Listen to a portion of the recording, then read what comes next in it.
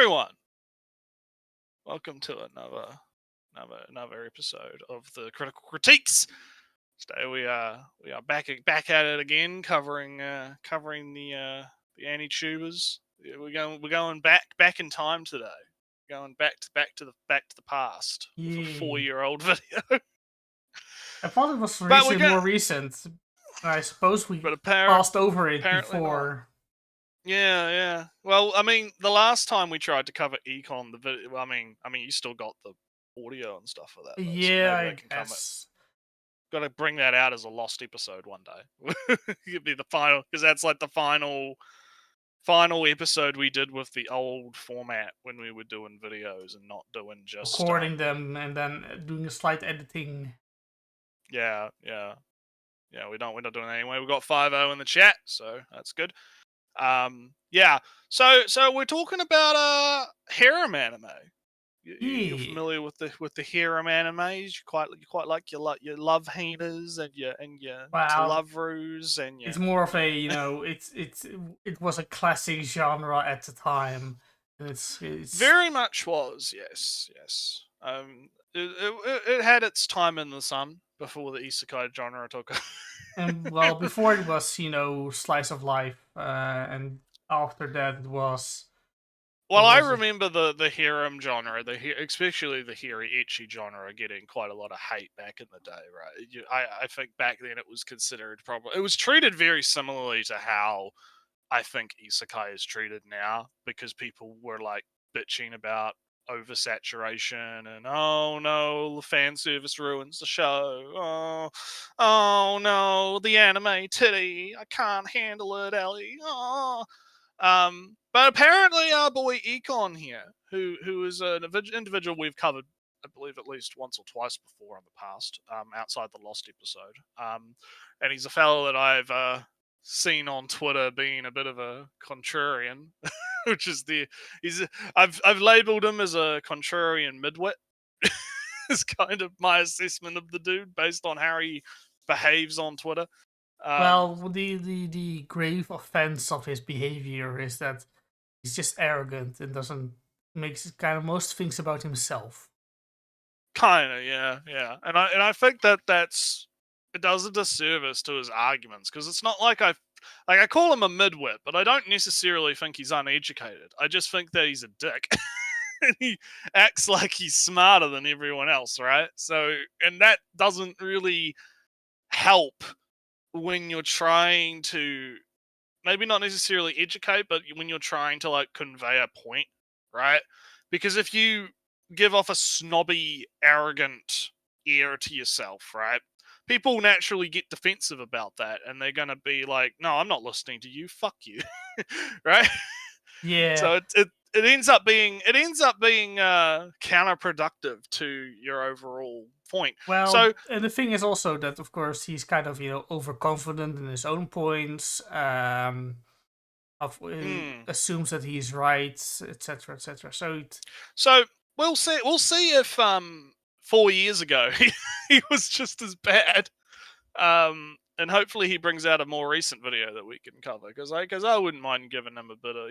Sometimes you got to take these anti-tubers, right, and you got to give them a little spanking, right? You got to bend them over the knee, right? They notice. Yeah, like they give a shit about our tiny little corner of the internet. So anyway, let's switch on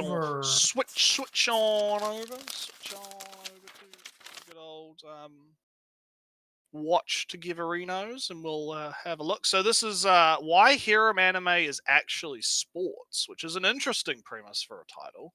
And I'm going to sneak on in here with a little. Oh, that was a big one. That was a big one this time. There you go. Nice click. So, an interesting premise for his title. So we'll see where he goes with it. Let's get right in.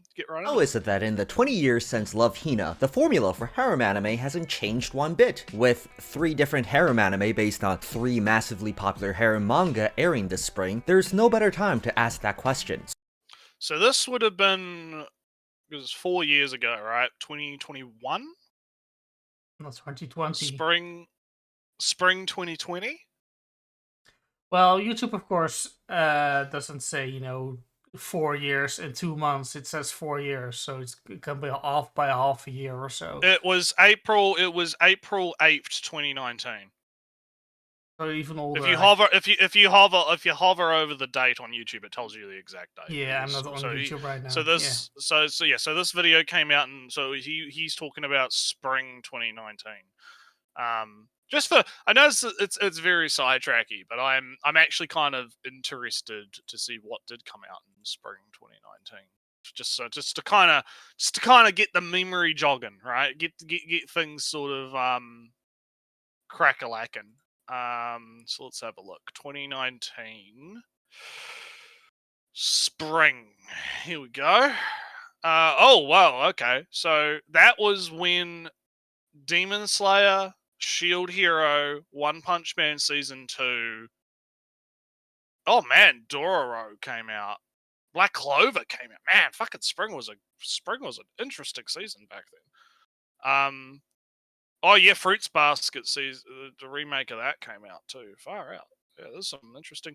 Oh, the Fox Maid Girl show, Ellie. Remember that one? The one where we covered that one guy's video where he was like, it's state propaganda to get people to have sex.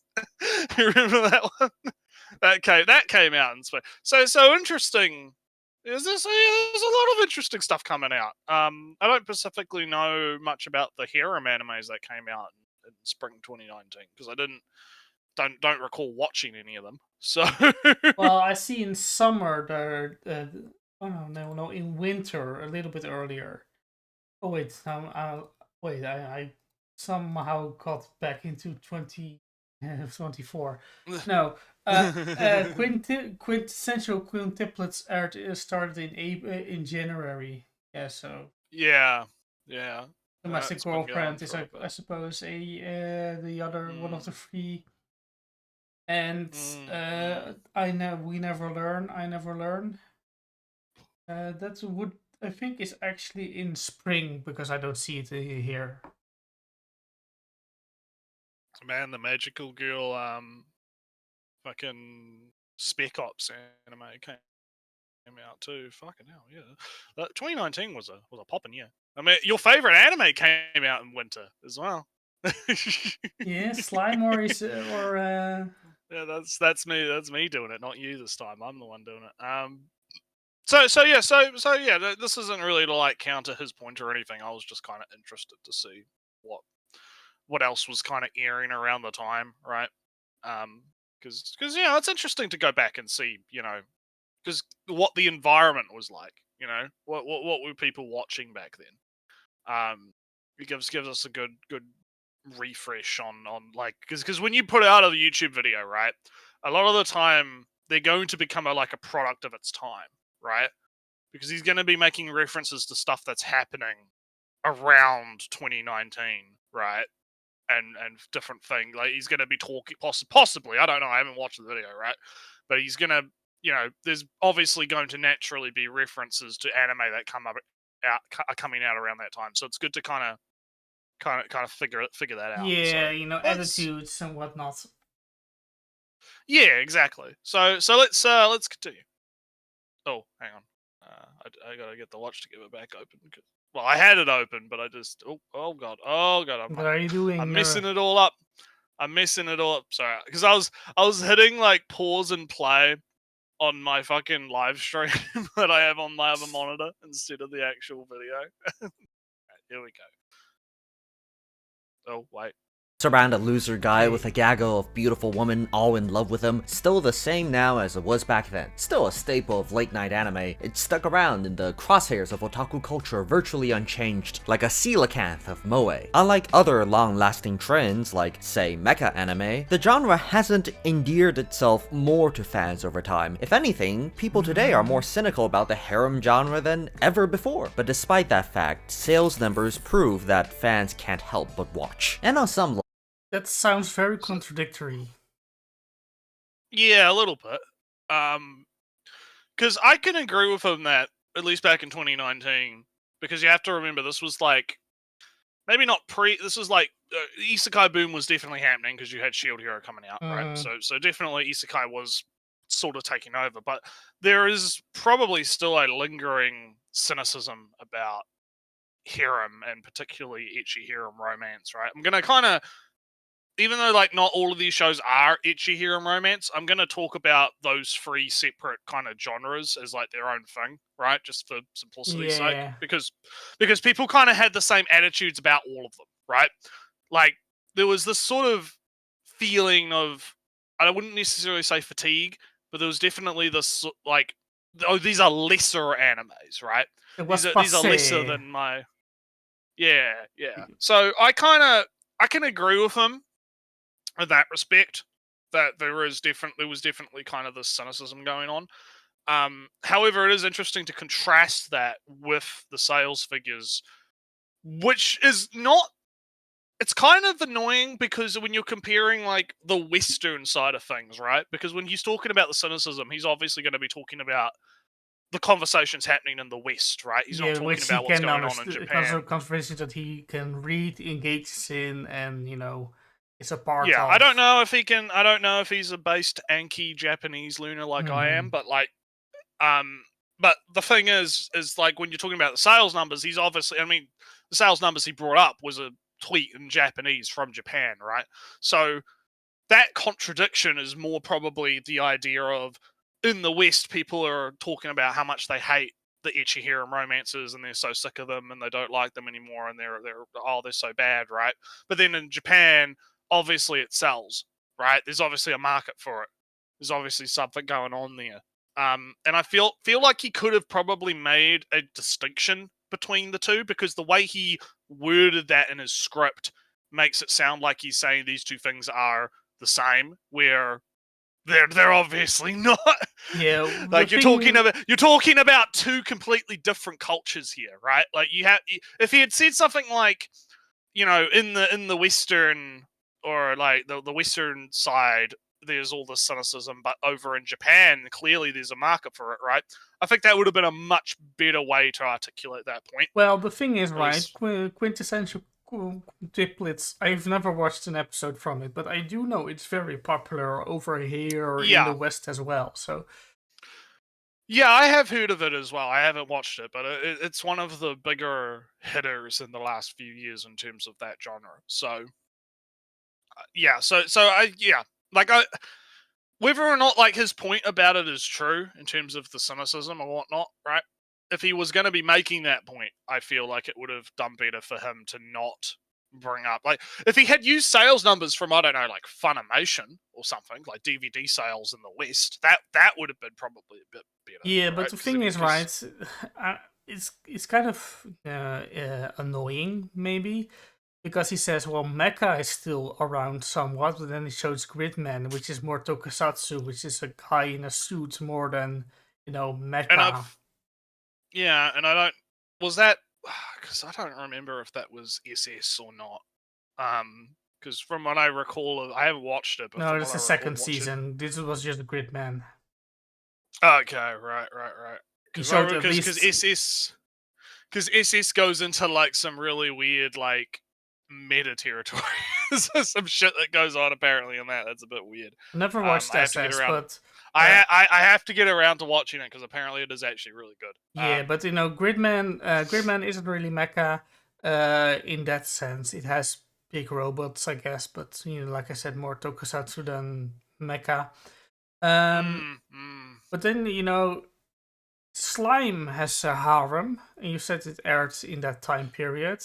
Yeah, it was one season before, so it was winter. Yeah, so and it was, Harems... and I think it continued. Oh wait, no, well, yeah, it started in fall, I think, and then ended in winter because it was 24 episodes. So it started in fall, ended in winter, and then he's talking about spring. Yeah, but he said, well, the thing is, right, he said that mecha still, has comes in and goes, still exists, and Gridman was the first time in a while actually that I saw big robots fight, guy in a robot suit fight and be good / popular. why isn't Harem then given that same level, right? That same. Like I'm looking at what was coming out. There was a Gundam show that came out. It was some Gundam Origin show. About Char, I think, came out in that season. Date Alive aired in the same season. There was a Strike Witches thing that came out too.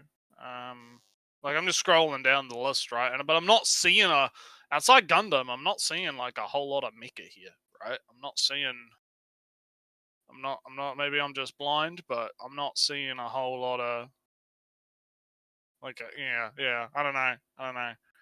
Well, the point. I don't know. My point is is that Harem, Harems, shows kind of fell off. Less of them made, less of them were popular, but there were still a decent amount. A couple a season, a few good ones each year, and it's the same true of mecha, although mecha is more rare, I guess. So I don't get why he says that harem anime was kind of a near extinct species when there was still more of it than mecha. Yeah. I mean, I would assume that perhaps that's just some personal bias showing, maybe. Maybe he's gassing up the mecha, but who knows? Let's keep going and see what he says. Level, everyone these shows as the exploitative drivel they are, yet still. Fuck, man. You on Nretsew, you said he has some bias, some opinions. Yeah. There you go. Right? Like, and this is what I was talking about before with being a prick, right? Like, why would I? Let's say, right, I was a fan of the Harems, right? And I was watching this video because I was actually interested in his point, right? Like, oh, why is this guy thinks that harem anime is like sport, right? Like, that's an interesting point. I've not considered that before. I'll watch his video. And then I get like 47 seconds into the fucking video and he just fucking slapped me in the face, right? Why the fuck would I want to listen to him anymore? You know? Like, why would I want to take anything that this guy says seriously ever again after that, right? And this is why there's a difference between being an asshole for comedic effect, right? And just actually being an asshole, right? And I should know a thing or two about that because I do sometimes like to play the dick, right? I do sometimes like to be a bit of a, I'll insult people and I'll be a bit of an asshole, right? We'll have, you and me will kind of, I'll make fun of your Dutchiness and you'll make fun of my dumb Kiwiness, your dumb nation name. My dumb nation name that is my nation name because of you dumbasses. You should have changed it. Vote for that one party. Because you're the best party in New Zealand. So like, there's a difference. Yeah, the heel. Yeah, I'm the heel, right? I'm the heel. You love to hate me, right? But that's what I mean, right? There's a difference between playing the heel, right, and just being a cunt, right? And I feel like when you're making statements like, "Oh, like, these lesser harem animes, they're just drivel and they're exploitative," that's just being a cunt. There's no need to fucking go that hard on it. And even then, I'd be interested to know, like, why does he think it's exploitative? Like, what the fuck do you mean it's exploitative? Get really into the iffy. Who's getting exploited here, right? Like, what's going on here, right? It makes me wonder about like the rest of his positions, right?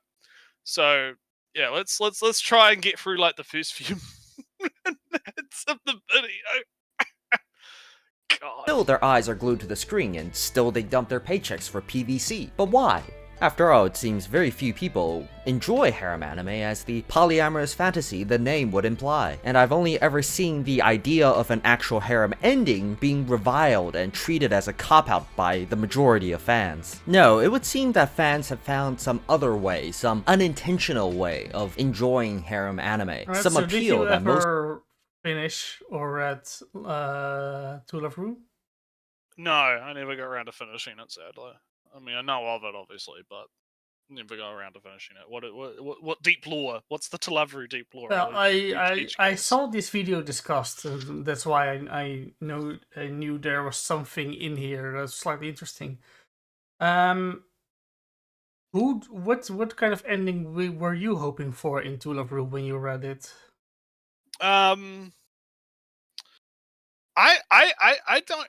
For a lot of these types of things, I feel like the best ending is the sort of ambiguous, let things kind of continue on ending, right?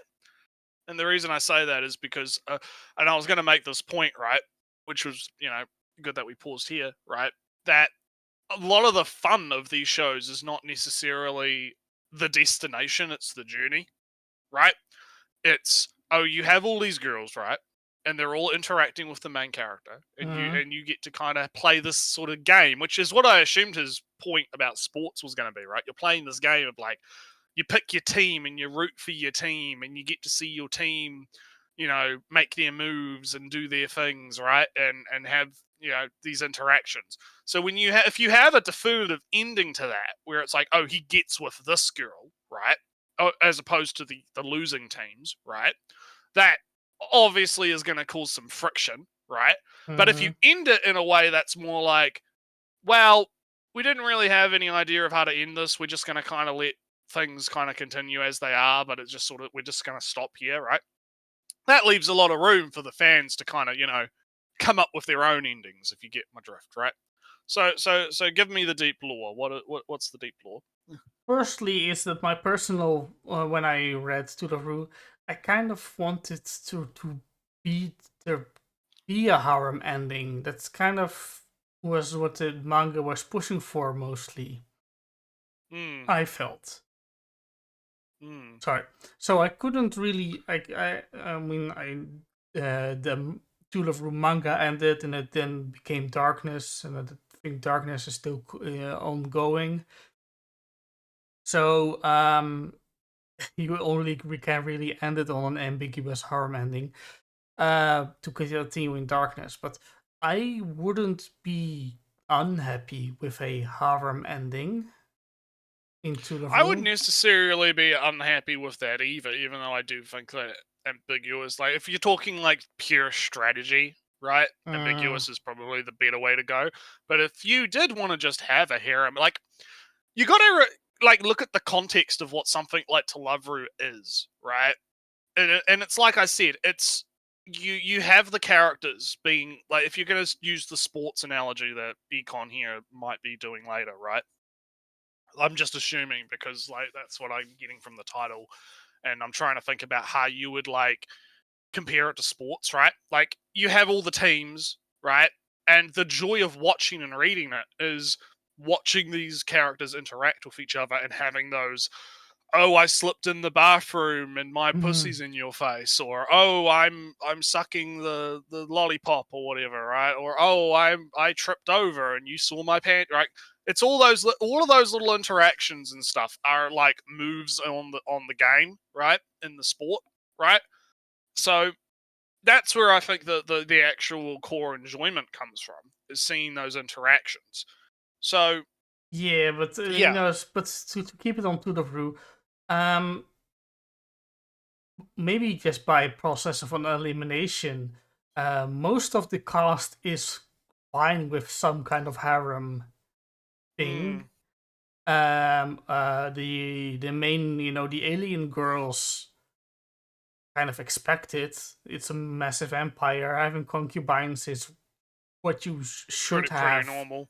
It's basically mandatory to have. So why not? Yeah. So I would kind of be disappointed unless there was some, build up some big arc that Rito stays on Earth and something that would allow, kind of restrict the setting a little bit and have him be a little bit more, on the human side of morality and customs and laws and whatnot. Yeah. I think Moesho makes a good point where he's talking about it depends on the series and if it focuses on character versus drama, right? Yeah. Because yeah. if you focus, because to me, daughteru is a lot more, even darkness, right? It's a lot more kind of happy-go-lucky character drama focus. That's why I'm saying, like, it seems like it's more about having these interactions. But if you're having like a more drama-focused show that's a bit more serious, where you have all of these girls going after the male character, right? And it's played a bit more like a love triangle situation, right? Where it's less about haha funny comedy moments and more these girls are actually fighting one another, right? Then it becomes a bit more about, okay, who is he going to pick in the end, right? And if you got the harem ending in that situation, I can understand a lot of people being like, that's fucking gay, right? I can understand a lot of people going, that's kind of fucking dumb, right? Because they wanted that kind of winner-loser situation, right? Yeah, Yeah, a but harem or open-ended ending would work into daughteru, but not for like rent-a-girlfriend, quintuplets, or love hina. Yeah, I can agree with that. yeah, but like I said, as daughteru was when I stopped reading because there wasn't any more chapters. A harem ending was the most logical thing that you can have, and it would be very silly to say that you would be disappointed if it was a harem ending, because not picking one of those girls wouldn't lead to a satisfying ending. So I have to question, to get back to the video, right? I have to question E-kon's experience with the genre, right? Because if he's making the claim that, oh, people would be disappointed with the harem endings or whatever, right? I have to wonder if this is because he's only looking at this through the view of online interaction rather than interacting with the works themselves, right? Because if you're looking at like online discourse, right, obviously you're going to get fucking people that are going to be disappointed no matter what, right? And if you home in and kind of tunnel vision yourself into focusing on that aspect of it, I can understand him getting this impression that, oh, people don't like the harem endings, right? Because he's seen all of these people, right, that don't like the harem endings. Whereas if he actually interacted with the works themselves and had that experience himself, right, I feel like he'd be coming at this from like a completely different angle, because if he'd watched daughteru, rent-a-girlfriend, quintuplets, and love hina like all the way through before making the video or such, he might have, might not have. This is me making some big assumptions here, right? Mm-hmm. But if he did, I have a sneaking suspicion that he would be talking a lot more about his view, like how he felt about it, and maybe he could make that observation of, hey, maybe daughteru having a harem ending is the most logical course versus something like rent-a-girlfriend or whatever, right? So like I'm picking up like a lack of experience, I guess, is what I'm thinking. I mean, it's very possible, but I wouldn't know. It's possible, and I'm not like stating that as like a factual statement. I'm just, me, Ellie. I'd like to talk about the vibe, right? Picking up the vibes, right? Picking up vibes from the video, right? And if I'm gonna make a fact claim, I'll make a fact claim. This is just me hypothesizing, right? And psychoanalyzing our boy here. But anyway, let's continue. Let's see where he's gonna go. Most people don't even recognize themselves. I think it's no coincidence that harem anime's popularity coincided with the advent of the World Wide Web, and websites like Nretsew and Futaba. To most audiences, harems aren't actually romantic comedies, or fantasies about dating multiple girls. Yeah, I guess. Chinese Reddit, that was 2 channels. I mean, I don't know anything about these sites. So Kaguya-sama isn't a harem at all. Maybe I wasn't listening.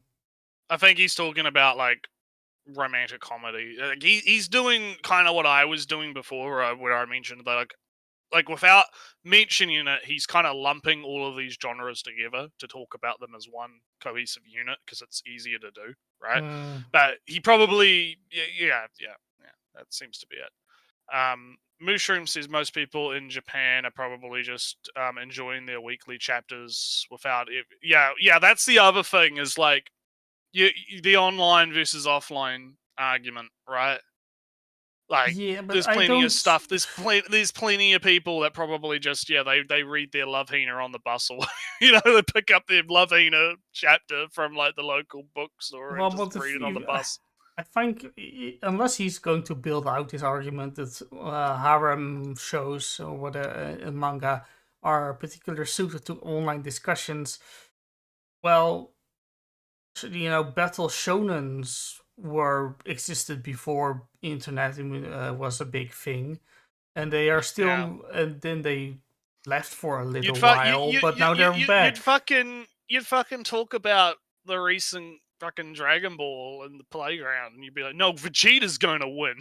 You know what I mean? Like that existed Goku's before gonna the win. internet and after the internet. So Yeah. it I think it's just part of human nature to kind of to kind of debate about this kind of thing, But anyhow, let's keep going. Girls. No. What they are is actually sports anime.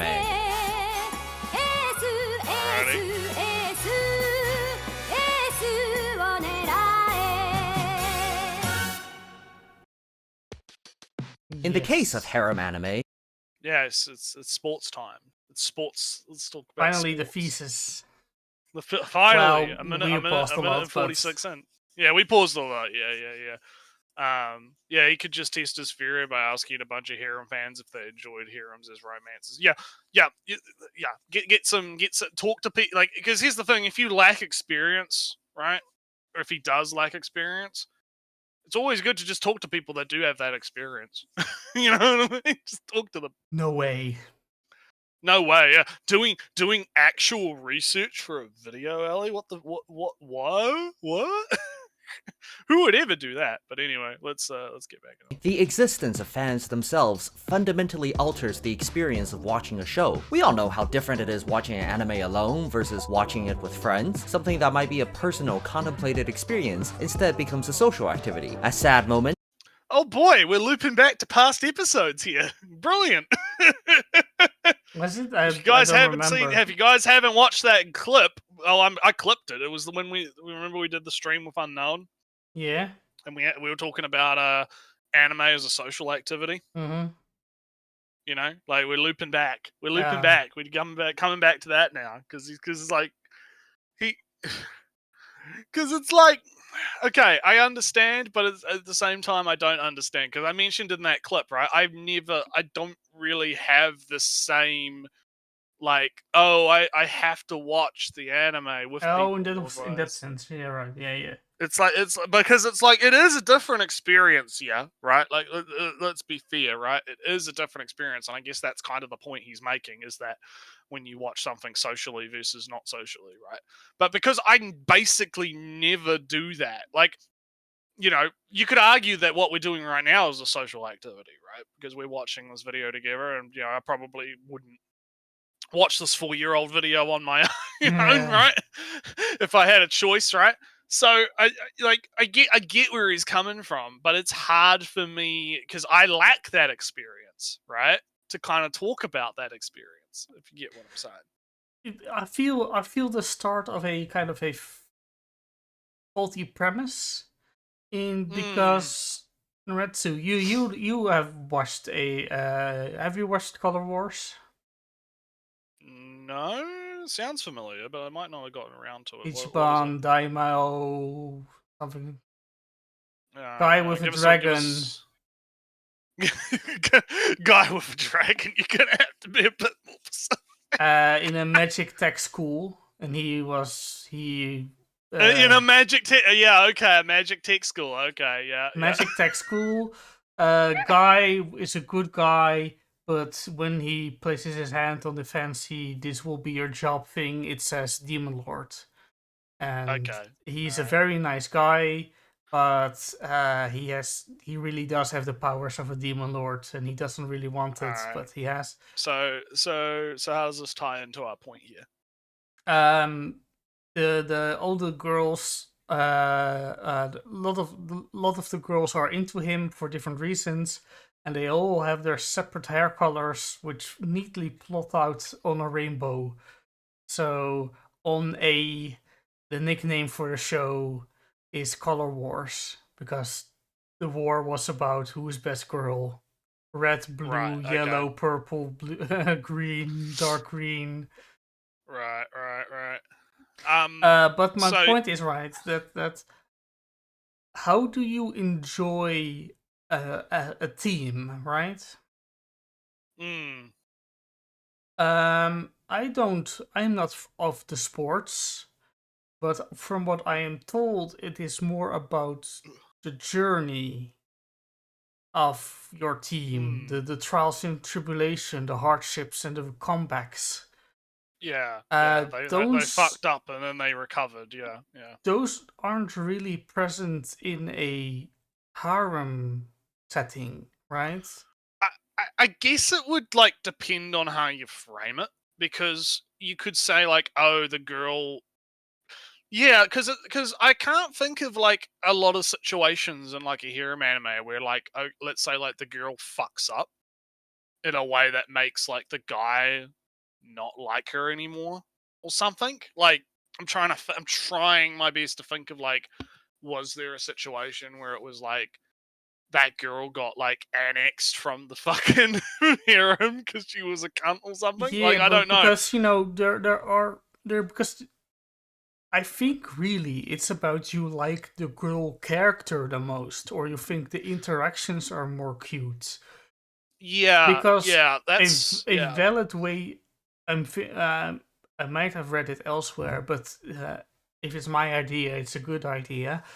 That a valid way of winning if you want your favorite girl, your best girl to win, one of the win conditions can be that boring guy doesn't end up with the good girl, right? Your favorite, your best That's girl. that's a good point. You could have the opposite of, instead of you wanting the girl to get with the guy, you don't want them to get with the guy because you want to get with the girl. Or you think the guy is boring, or bad life or yeah. whatever, so You don't. he's better off with that girl, with the main girl, MC, go with the main girl.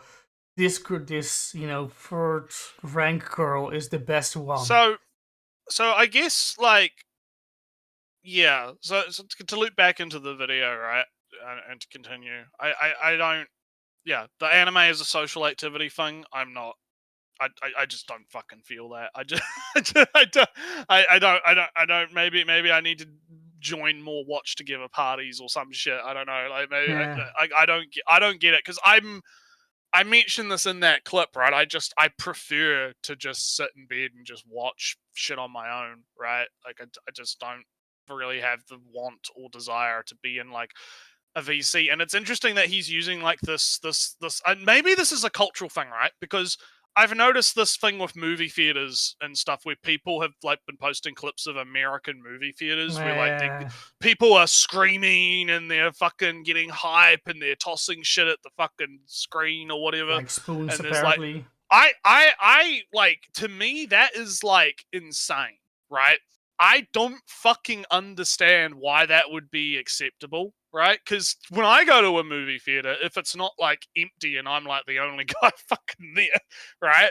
Most people are just there to just sit down and, they'll enjoy the movie. You might get like a few gasps or reactions now and then, but no one's like fucking going insane, and being disruptive. Yeah, I mean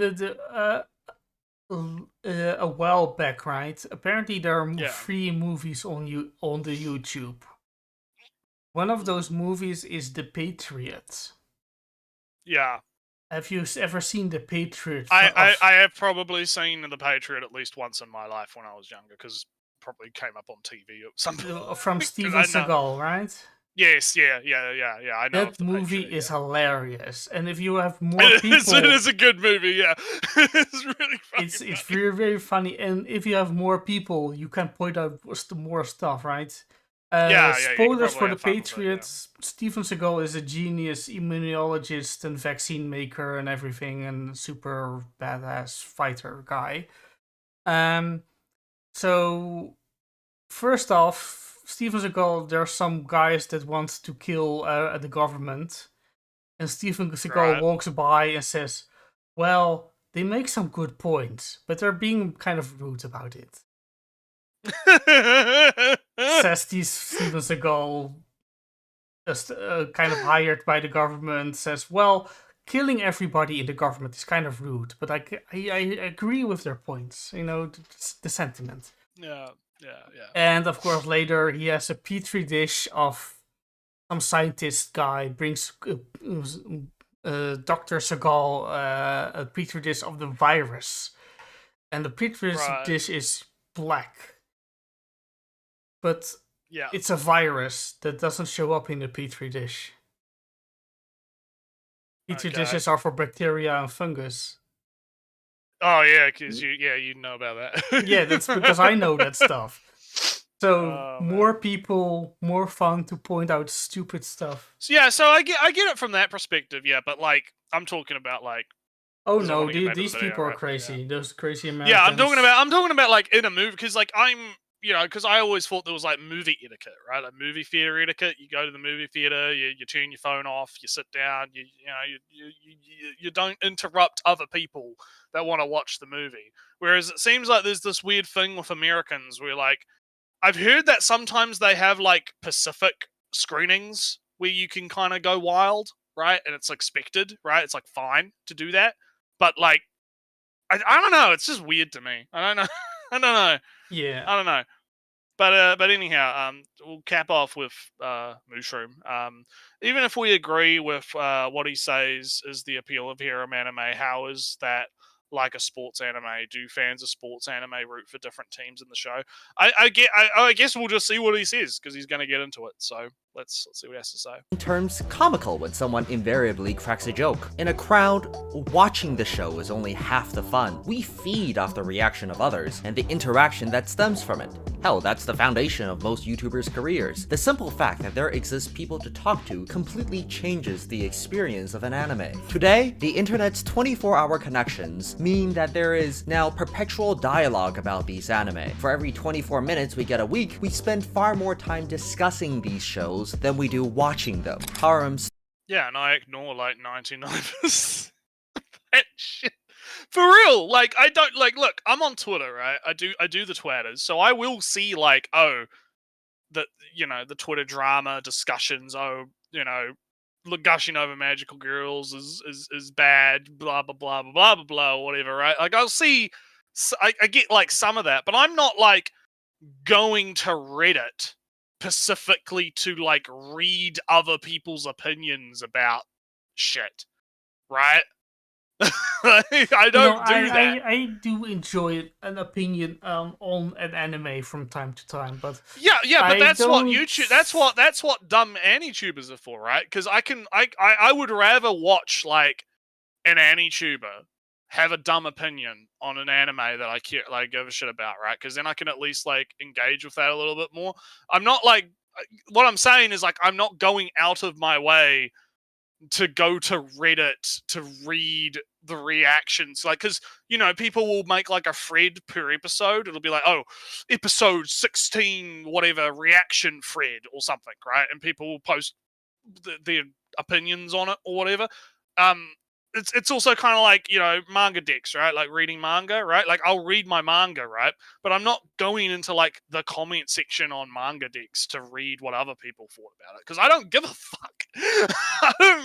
I literally don't fucking care what other people have to say. Well, I guess I actually am one of those people, because I, not anymore really, but I spend a lot of time on 4chan A.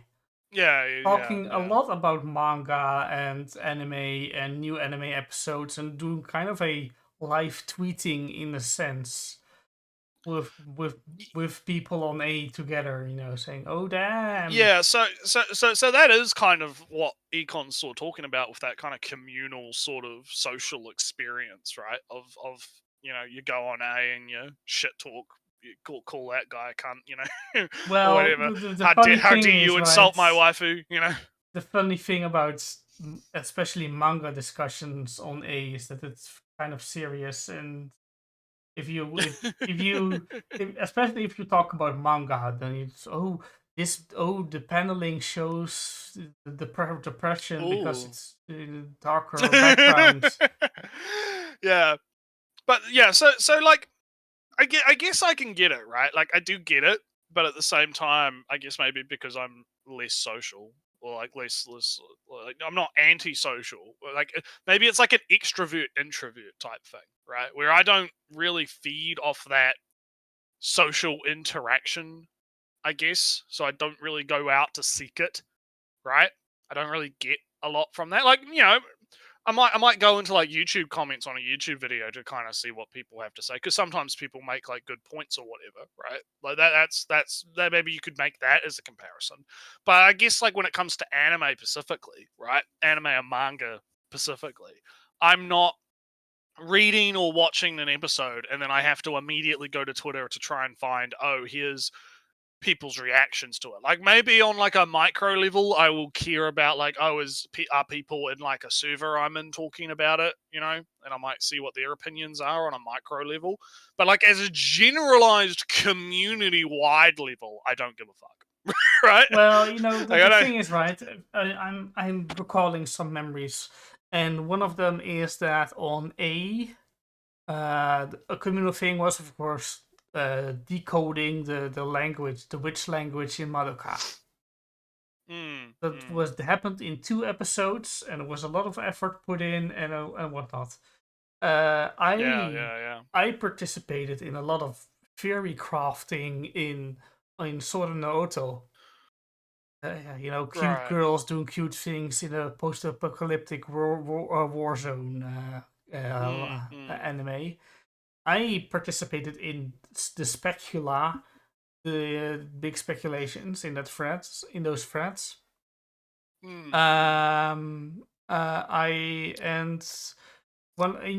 You talk and you discover things and you share those discoveries, like in chapter 25 of Negima, yeah.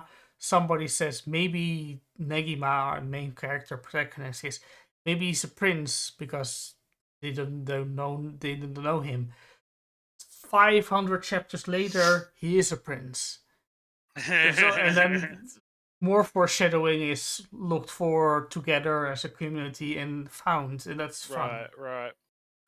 Yeah, so maybe it's like I'm more indirect doing that rather than directly seeking it out. I guess maybe it's something like that. Since I left almost completely, I haven't engaged in community discussions on that level anymore. But I have done those community experience speculations and readings. So, in SMP says, forgets this dude's name, recognizes it avatar. Yeah, it's E-kon. He's a massive contrarian. Yeah, one of the I don't want to talk too much about like his Twitter shenanigans, but I often find him injecting himself into like weird drama type stuff because he'll just enter a discussion just to be a contrarian about it, and that's really his only point. He doesn't actually like. It's really weird. I don't know why he does it, because it makes him look like even more of a cunt than he is, right? It's like you don't actually have much of a point to come in other than to just be anti whatever everyone else is saying, right? Like I think one of the ones I remember the most was he famously got like pseudo viral because he was calling VTubers emotional prostitutes for some reason. And it's like, God, dude, holy shit. Why VTubers in particular? It's like any. This was like, it was probably like 2 or 3 years ago. I think I can't remember when, but it was like he made this like thread about it where he was like just basically shitting on VTubers because VTubers were getting popular right at the time.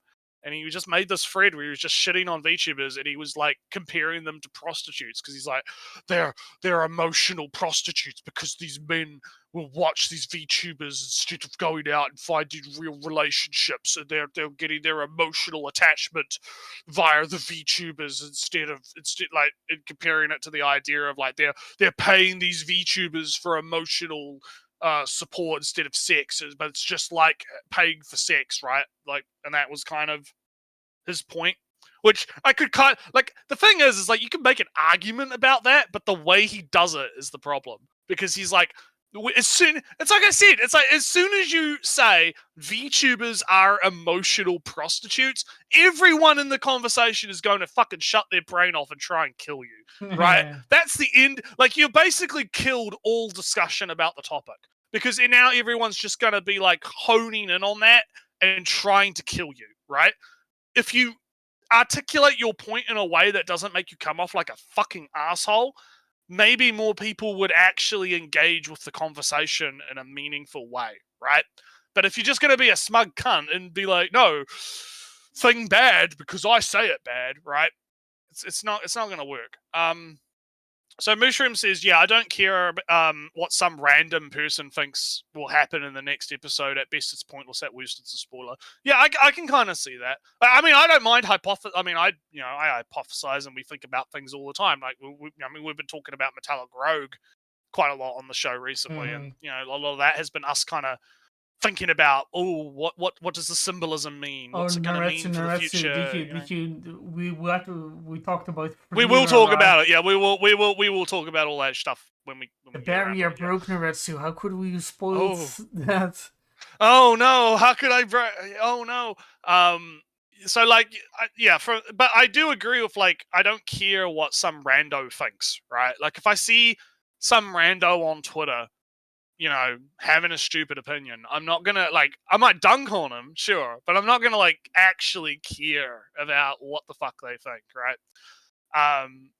And so anyway, I guess we've kind of tangented it enough. I guess let's get back to the video and see what E-kon has to say. Stories might have started out as romantic comedies with the intent of pandering to as wide a crowd as possible by providing a different kind of girl for each taste. Everyone has something to fawn over, and more importantly, buy merchandise of. But in the great melting pot of the internet, human nature quickly reduced this to tribalism. If you're a fan of harem anime, consider this: who do you actually relate to and root for? Is it the spineless generic main character, or is it your favorite girl? The best girl, the one you want to win over that boring male lead. The viewer's focus isn't on the supposed. I feel like a lot of that is generalization, because I feel like that comes down. I mean, we were talking before about how, like, the difference between something like daughteru and Love Hina and Rent a Girlfriend and so. And I feel like there is a contextual element missing here, where it kind of depends on the context. I want my best girl to have the best ending. Sometimes that means ending up with the main character. Sometimes it's getting away from the main character as far as possible. Yeah, sometimes that means them getting with someone else. Yeah, exactly, like me. Like me. But but that's what I mean. That's what I mean, right? I feel like he's missing a very important contextual element here. Which also, I don't see people making harem, manga with the express purpose of making merchandise of it, right? I feel like the merchandise is just a given, no matter what it is. Yes, but I think it's very cynical to always just kind of lean on that, like, cheerleague of, this only exists to peddle merchandise, right? I think it's a bit of a cop-out. It kind of reeks of that, emotional prostitution cynicalism. Because you get attached to your waifu, and then you have to buy the dakimakura and you have to build a shrine to your waifu, right? Yeah, but the thing is, right, that in a harem, if you make something of a harem or harem-ish, like, you eventually end up in kind of, 5-ish evenly spaced out characters, on emotional arcs, in attitudes, in dispositions.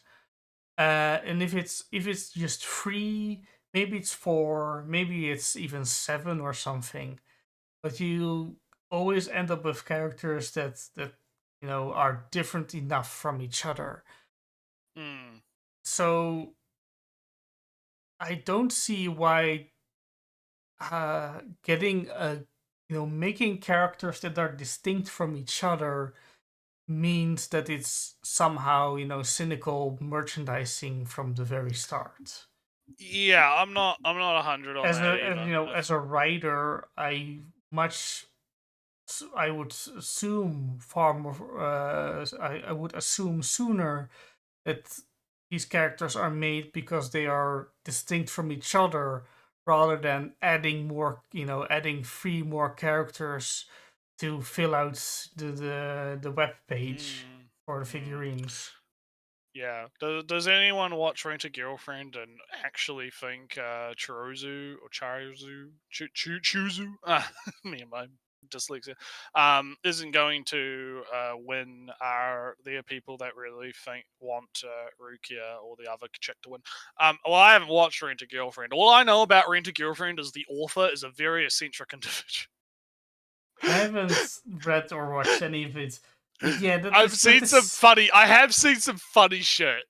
Like, I think there was this one thing where he like drew like one of the main girl like in his house or something, and like was acting like the chick was real. That's funny. On Twitter. It was funny, yeah. I don't know why. Like, and people were like, man, that's weird. And it's like, yeah. And then the other one was, have you seen the famous, like, there's also like the memes, right? Like the cuck meme stuff where he's like in the pool and he's getting, and all the edits of that fucking panel. I remember the panel, but I don't have much context. Oh, there was like people were like Soy Jack like redrawing that panel with all kinds of characters and stuff. It was great. I fucking love that shit. Yeah, but and then the more recent one was like the whole like the dude like dedicated like a 2-page spread panel to her like be like, I'm on my period. Like, all right, mate. That's good to know. I'm not, I'm thinking up contexts for myself because I don't have any before me. But being confronted as a main character, right? Male, make a guy that doesn't interact with girls all that much, suddenly being confronted with biological facts might warrant a 2-page shock. Yeah, I don't know the context either. I just think like the fucking panel's funny.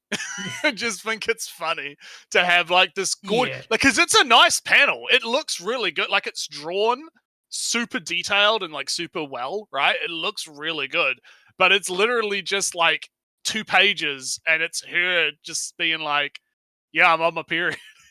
Yeah, it's but, like I want to go. It's great. It's great. No, but yeah. I'm not like knocking that. I think that's fucking great. I think that's funny. I think that's entertaining. Like that's good shit. Yeah, but like, I want more authors to do funny shit like that because it's cool. Yeah, Kineko says, does anybody actually? You read it, but yeah, I read the point is, main girls, right? They exist. Yeah, the mega. Typically, when like I assume that when authors start out, like, I mean, what's the common writing advice? It's usually like you start from the end, right? Like, you have an ending kind of in your head, and then you start like you should have a start and an end, and then you kind of fill out the in between, which is the hard part, right? Is typically what I recall being the writing advice that I've heard before. So a lot of the time, like, the main girl has already been sort of decided. I would assume. Like, maybe that's not the case, and maybe they're just kind of like fucking making it up. Yeah, as they but go, how does main girl factor in, being that a harem anime are just like sports teams?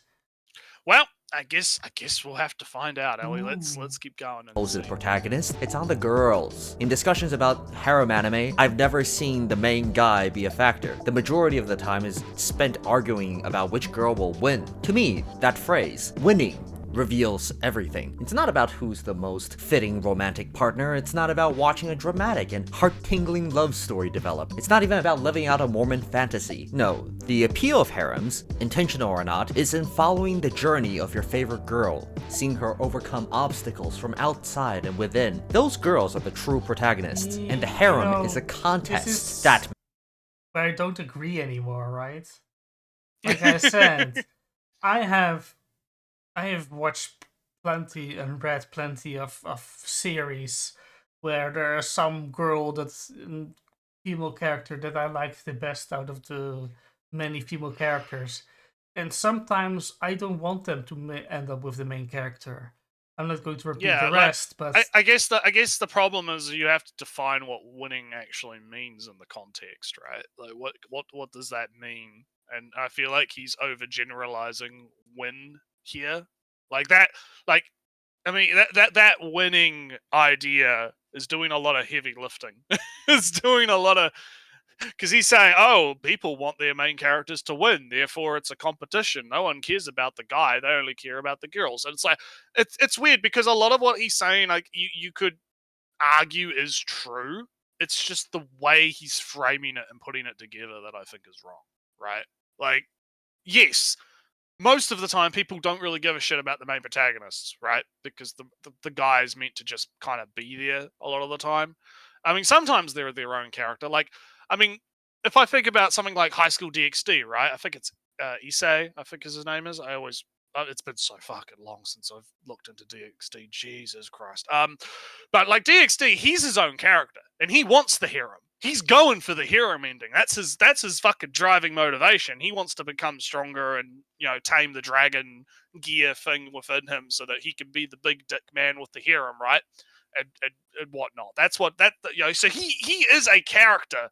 He's not a blank slate, you know, stand-in dude man, right? So I feel like it kind of really depends on what the context is, and I think ignoring that contextual element and making these overgeneralizations very much is hurting this guy's argument right now. Yeah, is Twilight also a sports story? I guess for his argument, but you know, the concrete example in Negima, there's a librarian girl named Nodoka, and she has a neat special power, and she has neat special powers, and she's kind of shy, but she comes out of her shell throughout the series, and becomes, you know, not just have neat abilities, she's actually kind of way overpowered in a sense. And although she's one of my favorite character, I never thought that she would be a very good pair up with Negima, with the main character, with Negi, the main character. Yeah. How does that factor in this winning deal? Yeah, that's the problem.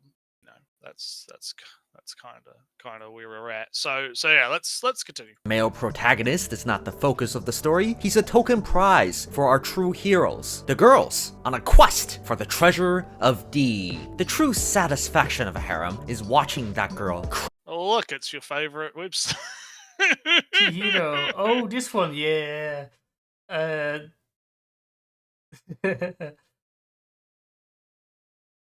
good shit. Reading. Fucking delusional Chirono fags, yeah. That's 4chan, alright. Anyway, do you want me to continue? Yeah, because what I see, right, in this thing, right, this middle post is about, you know, being pity because a gay girl got rejected. That speaks to me more of a sympathy thing for the girl than the main character actually.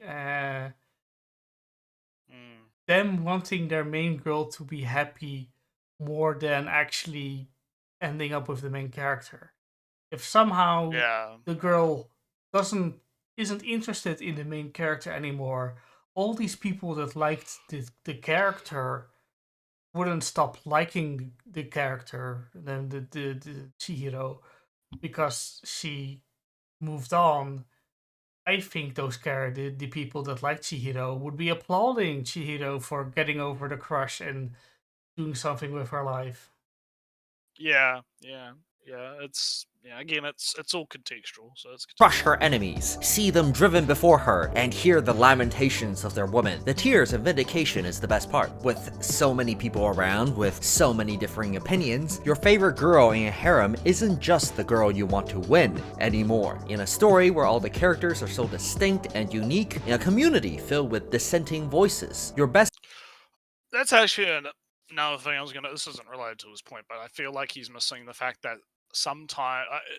back in the day, a lot of these a lot of them were obviously adapted from manga, but there was also a good chunk of them that were virtual novel adaptations, right?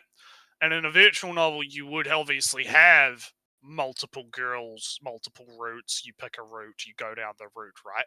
And a lot of I think I've mentioned this before, like depending on how they want to handle that in an anime setting, right? Because obviously you can't, like, unless you want to have like 20 gazillion seasons of anime and you want to give every girl their own fucking season, right? Well, Where there they is have to. the omnibus anime, which was Yeah, well, like, you can do that. I'm not saying you can't, right? But like, there's like, unless you want to do that, you're gonna have to, like, if you only have 12 episodes of anime to deal with, right, to as your budget, right, you're gonna have to, like, kind of do the harem thing where all the girls kind of get their little episodes or little moments to shine in the thing, and then you're gonna have to decide what route you're gonna focus on, right, to kind of go through. So I think that's kind of missing right now from the discussion. I feel is like the fact that a lot of the, like, because he had like Data Live, right, show up, and that I think that's a video game adaptation. Like, there's plenty of these harem shows that typically are virtual novel adaptations that they've turned into harem shows, just because turning them into a harem show allows them to, like, oh, you get to have like bits and pieces from the different routes, right? Because all the girls kind of can have their own little moments instead of it just being like, oh, we're going to focus on the singular route of the singular girl, right? Um, I think that's like how these kind of things have to be adapted. You know, I mean, if you look at like Fate Stay Night, for example, like, that's not necessarily a harem thing, but like they've had to like do different things with the different routes. Like, you have Heaven's Feel and whatnot, and the different, the different routes do these Nretsew, different things. this is one of those things that I read when this video was being discussed elsewhere. How many times does you're a big fan of your team, right? Sports team. Yeah, You love your yeah. sports team. Yeah. How often do you like that sport another sports team to be crushed? I mean, I don't particularly care a whole lot. Like, I mean, I'm not a big sports guy anyway, right? So it's like, it's not like I necessarily feel anything super bad about certain If teams the getting opponent's crushed. team, right? If you know you have your team, They you love your team, they get completely destroyed. Yeah, they get completely destroyed in another game. Not they didn't play against you, but somebody else, and they got destroyed. They lost their ranking, and they are not in this competition anymore. Are you gloating? Not. I mean, it depends, I guess. Like, not generally. I don't think. No, not generally. That was a difference that is brought up between sports and discussions of best girl, where if you think best girl another character is bad, then you might gloat that that character is being demoted or being shafted in some way. But in sports, if in the big international competitions, right, I'll support in the slightest sense my home team, but yeah, am I going to be glad that France is knocked out early? Yeah, I mean, it would probably depend on how invested you are, I guess, into it. But I'm not. And even It's hard then, for right? me. Even if Germany is an arch rival of our Netherlands football team, the big dream is to face them in the finals, to have an epic showdown. That's a good point. You want them to make it to the finals so you can kick their ass. Yeah, in the most epic showdown. It would be sad if they were, killed off in the before they even really got to. Yeah. No, I get you. I think I get where you're coming from. Yeah, That's not what happens in Harem. You don't hope for an epic showdown in your Harem show between your favorite character with your character and the rival. All right, well, let's continue. This girl becomes part of your identity, your cause. You root for her because she deserves to be happy, and if she wins, then you win. The world is a fair place because the girl who was the most talented and worked the hardest won. Those people that agree with you, they're your brothers in arms. They're smart, just like you. They've also seen the light, and those fans of other girls, well, they're just secondaries who only like that other girl because she has big boobs. They haven't seen how intelligent and complex and nuanced your girl is, and how much bigger her boobs are. You need to show them the error of their ways, preferably by repeatedly shouting that their team is garbage and how your team will crush them without a fight. Am I describing anime or the 1962 World Cup? Harem anime is a dog race. Really? I don't know anything about whatever World Cup he's talking about. Well, because so that's a World Cup. You're already in the World Cup. In the World Cup, you want to destroy your opponent, but leading up to the World Cup, right? And anything. This is an analogy of being anything before the final chapter, right? Yeah. If it's not the final chapter, if it was really a sports thing, you would hope that your biggest rival would, survive till the end. But that isn't that's not what's happening in those internet discussions. You're shit on that stupid worst girl every day of the week. You hope she'll die in a stupid accident in the manga 5 chapters ago. But no, she's still here. Why is she still here? She's such a bad character. Why is that main character playing?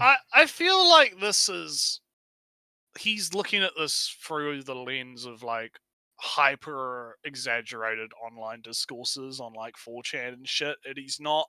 But even still, you don't hope. I think he's like just sort of outside. He's being a poser, basically. He's like looking from the outside, looking in, and he's seeing people getting like super fucking invested in this stuff, right? And he's interpreting that in a very specific way through his like lens, right? And there's no other possibility, Ellie. There's no other possibility except the possibility that he's cooked up, right? No, and Mushroom's Rising. I just want to watch silly romantic antics. You know, I don't want anyone to be sad. You know, yeah, good point. You know, like yeah, but in sports, my experience is you want to defeat your opponent in a spectacular, epic battle with goals in football, of course. The final showdown. Yeah. Even if it's not the final showdown, you want your team to score 2 goals, then the other team scores 3 goals. Ooh, exciting! And then you got to come back. Yeah. Then you score 1 point. Ooh, it's equal. And then 2 minutes before the end, your team makes the goal in a spectacular curveball into the goal, just beyond the reach of the opponent's goalie. And that will be a match for the ages, a match to be remembered and be recalled. That's what you want in a sports, in your epic rival in a sports. That's not what you want in a harem anime. yeah. All right, let's continue. You pick a bitch and bet on her. Then you watch a bunch of. You pick a bitch and bet on her. E-kon. Jesus Christ! just to get it out right now, E-kon is kind of straddling a weird line between being edgy and way too edgy internet humor. Calling Pulling the two-channel bitches, yeah. Chinese Reddit. That's such a 4chan Yeah. thing to do. It's odd, right? It's a little bit. It's too much. If is he being serious? Does he want to be taken seriously? This may be, of course, being shifting perspectives. If you believed how he behaves on like other platforms, you'd think that he does want to be taken seriously, but he sure as fuck doesn't act like it. Not yet. And of course, tastes change. Your tolerance for humor changes. Yeah, but I don't feel like, because I mean, obviously, I've interacted with him on Twitter, or I've or seen his interactions on Twitter, and I do not believe he's changed a lot since this video. Also, because I can 100% believe he would say something like, "You pick a bitch and you bet on her." Chinese Reddit, I'll keep coming back to it. It's such a obscure in-joke. Don't put it in your semi-serious YouTube videos. He put it in because he's flexing like, he's super hip with the humor, right? That's what again, it's not about actually, he wants everyone to know how smart he is, Ellie. That's why he's a midwit, right? Because a midwit is someone who thinks they're really intelligent, but they're actually not as intelligent as they think they are, right? And that is, in my opinion, the perfect personification of what E-kon is to me, right? That's what he represents.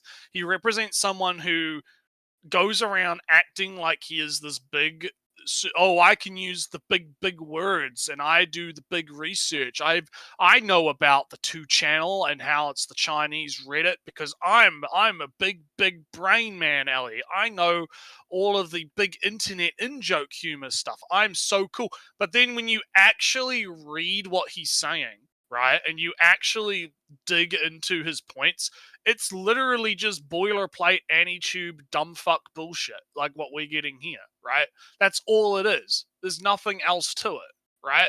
It's the most fucking surface level. I saw some people on 4chan arguing about their waifus in a harem anime, and unga bunga. It's just like watching American football. I'm gonna make a 10-minute video about it. I'm a smart man, right, Ellie? I'm big smarts, right? I know I'm smarter than you dumb people who never thought about this before, right? That's literally how I perceive this guy, right? And until he does shit that counters that view, he is forever going to be a midwit in my eyes, right? That's just that, Samu, see you later. Time shenanigans. Yeah. You'll see this. Shit happens. Yeah, we'll be. I'm sorry for your loss of time. Yeah, rip. But yeah. Anyway, let's me digging into E-kon and just being an asshole to the side. Like I get, like that's what it comes off as to me, right? Like the only reason he put in the Chinese Reddit 2channel thing, to me, in my opinion, is because he wants to sound smart, right? He wants people to think that he's smart, right? He knows the deep internet humor. Yeah. But anyway, let's continue. Bitches run around a repetitive circuit chasing this useless artificial piece of crap that keeps running away. At the end, some bitch wins, someone feels like their bet paid off, and everyone else is butthurt that their dog lost. Then everyone moves on to the next race. The worst possible ending is one where no one crosses the finish line, no one wins, no one's bet pays off, and it's just a bad day at the races. Humans can find sport in just about anything. Is arguing over harem anime any stupider than rooting for a college football team just because you went to that school, or wishing hell on another country because they beat you at soccer, or spending thousands of dollars to ensure that some Swede has more subscribers than a toilet company? Yes. I mean, yeah, but we love competition. What do you? Humans love competition. What do you? Yeah. What do you? Again, this is what I mean about being a midwit. It's like, who doesn't fucking know this?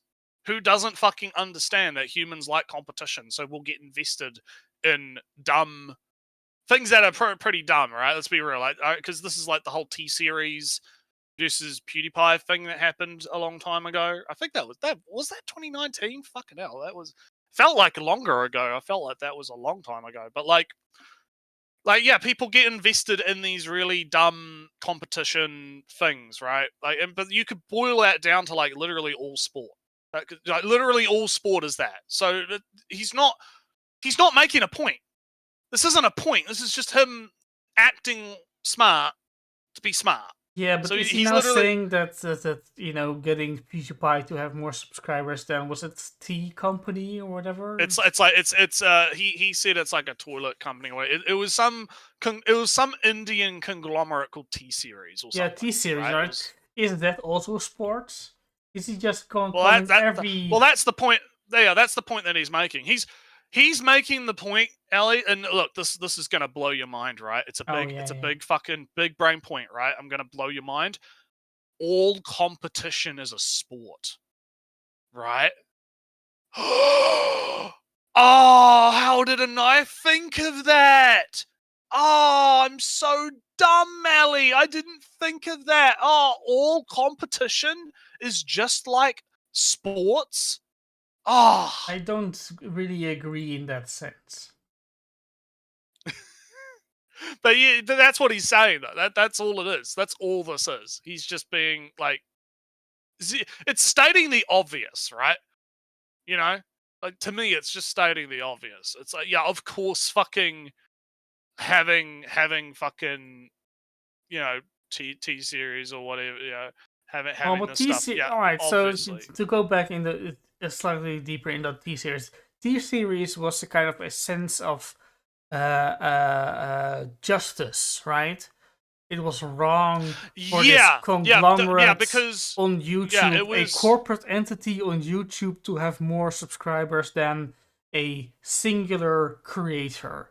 Because YouTube, because people viewed PewDiePie as like because he's zero to hero guy, random Swede guy who made it big on his own merits, right? Versus a conglomerate company, corporate, big thing, right? And YouTube that is for the individual creators. That is what YouTube is, and it's supposed meant to be anyway. YouTube wouldn't fucking agree because they love not anymore, right? But we're talking in back then. We're talking about back then, right? Back then, YouTube was considered to be like, it was supposed to be something that was more for like creatives and creators rather than corporations. I mean, now it's like corporations are fucking everywhere because YouTube loves money and it's Google, right? But like, yeah, I agree with you. Like, that was the competition. Like, the competition was less about like the PewDiePie versus T-Series thing was less about PewDiePie and T-Series, right? It was about that overall culture war type thing of big corporation versus not necessarily small indie creatives, but like the creatives of YouTube versus the corporations, right? Was kind of the framing of that whole thing, right? Yeah. And Mushroom's on point, all competition is competition. That's the point. There you go. Video over. So we're done. We're finished. Let's go slightly back into the T-Series, but that wasn't a sport, right? That was a fight to preserve a culture of YouTube that was for the individual creators and not for the big conglomerate companies. That was not a sport. That was a war for the culture that was lost eventually. But then, in a small way, the people won.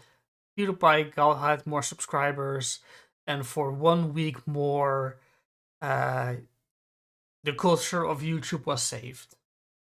Yeah. That's not a sport. That is a war. Yeah, exactly. But it's all competition, Ellie. It's all competition. All competition is the same. Sure.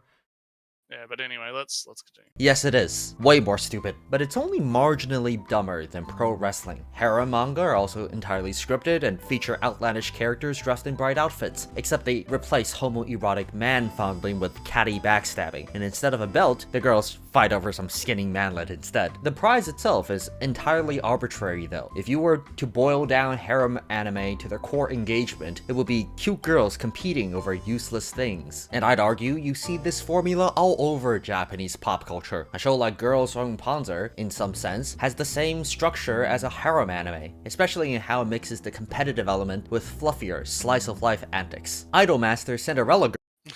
He's stretching things rather thinly. Oh, it's fucking funny how, like, God, he probably was so proud of this point. Man, I'm so smart, Ellie. I Girls in Panzer, it's like, it's a sports. Well, it is literally a sports anime because the tank fighting is a sport. Yeah, like you see what I mean? Like oh man, I'm so smart. I've cracked the code. But then the sports anime is actually like a harem anime for yeah. know. And I was going to talk about idols again. You really should find a way to edit up and put out the Lost episode because it was pretty much basically just this, right? It was because the Lost episode was us covering his Oshi no Koi video, and like we kind of like. Because remember when we were talking about the Japanese imperialist agenda, the cool Japan thing in that clip, right? When we were talking about that, a lot of we actually talked about that a lot more in that E-kon video because he talks about that in there as well, and I believe he even used Perfect Blue as an example, just like the other guy used that as an example in his footage while he's talking about how idol anime is this evil thing. It's super bad and Japan promotes it even though it's super bad, even though I'm going to use a movie that talks about how bad it is. You know? Yeah. But anyway, let's how is Cinderella Girls a sport? Let's find out. Girls has a vote every year to see who will be crowned top idol, and that fosters a sporty, competitive atmosphere, just like Harems, with fans of. Yeah, but that's literally like the idol thing, though, isn't it? Like that's the rankings and the ratings and the fucking yeah, no shit. Anyway, let's go. We got a few minutes left, so let's try. Yeah. Because he's not really saying anything that we haven't already talked about. So different girls breaking up into camps and campaigning on behalf of who they think deserves to win. And just like idol contests, character popularity polls, once a rarity, are now frequently run for harem manga, and often ends up swaying the course of the story. It goes to show that, to some extent, authors have become aware of this phenomenon. Okay. So author intended quintessential contraptions to be a manga that maybe you want to talk to other people and have argument. Okay, well, I mean, yeah, if that's what the author wanted to do, then what's the problem? What's the problem? 米みたいな可愛い女の子がたくさん出ました。作品どう可愛い Ellie's about to do some live translation work for us right now. Let's let him cook.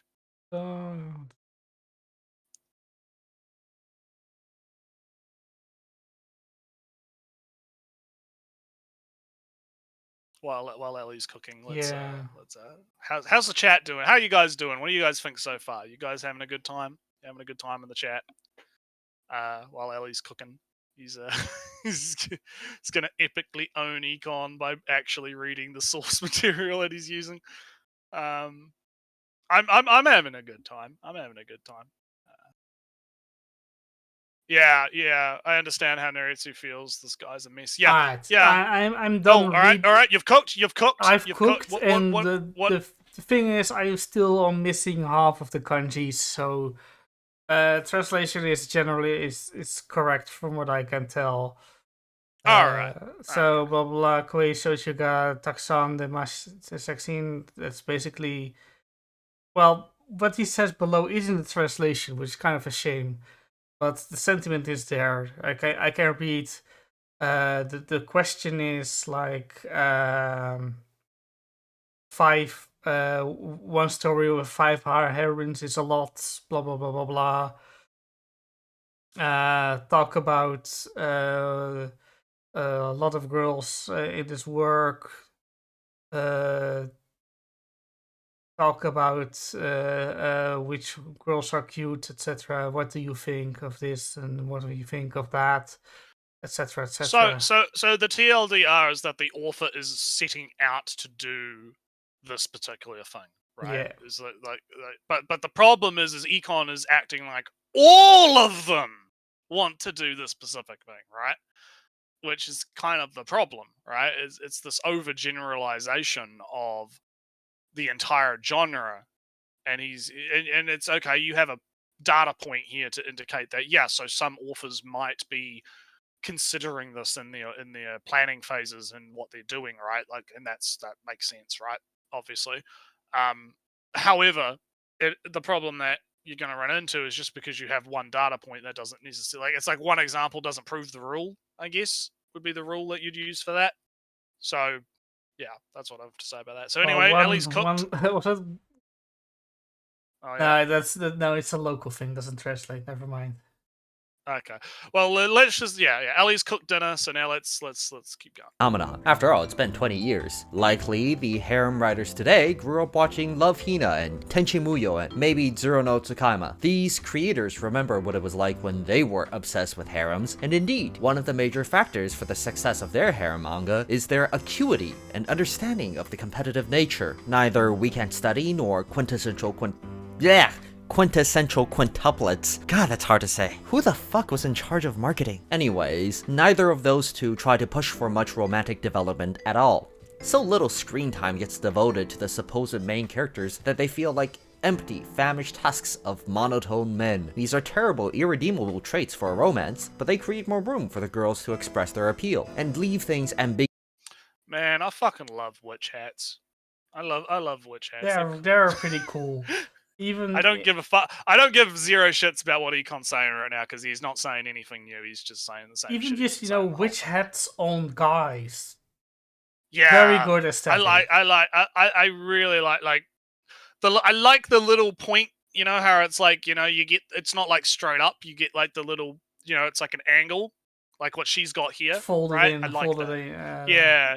It's down. folded. It's folded down a little point. I like it. It's cool. Witch hats are cool. I want more art. More. We need more harem anime with cute girls in witch hats. That's my stance, right? Nretsew, if it's some unreasonably pointy hat, that's also kind of cool. It's It reminds me of there's a character in Dark Souls. I think he's called he's literally just called like Big Hat something. He's like a mage, and he has like this giant fucking hat. And I think they put that in there just to be like, I can make an assumption about the developers, but obviously, like, Dark Souls is heavily inspired by stuff like Berserk and other fantasy type things, right?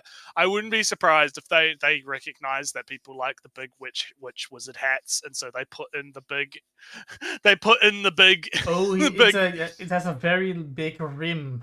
Not necessarily yeah. Have you looked it up? Yeah, like he's got like this giant hat. It's fucking great. So NSP is like, I had to go for a while, but overall, I'd imagine if I were a harem fan, I would think of the girls as separate teams, since I'd want the guy to enjoy having all the girls at once. Yeah, or I wouldn't think of the girls as separate teams. Yeah. It kind of, like, again, it's all contextual as to, like, and I don't want to repeat myself 100 billion times, but it's like it really is contextual on the series, right? Like, what does the author actually want to do? Do they want to construct like a harem anime with a harem ending? Do they want to have this competitive aspect to it? Do they want them to be different teams, right? So I feel like, yeah, like I'm just repeating shit that I've already said, so that's why I'm talking about hats right now. Like we're literally doing that famous meme. Do you remember the one? It's like Dawn from Pokemon. It's like a 4chan meme, and Dawn is like showing her panties. It's like, oh no, I lost the Pokemon battle. What are you going to do with me, Anon? And then a guy posts like the Team Fortress 2 soldier. He's like, give me your hat. And the guy responds like, huh? Give me your hat. And then it's a Team Fortress and a billion hats. Yeah, billion hats. Give me your hat.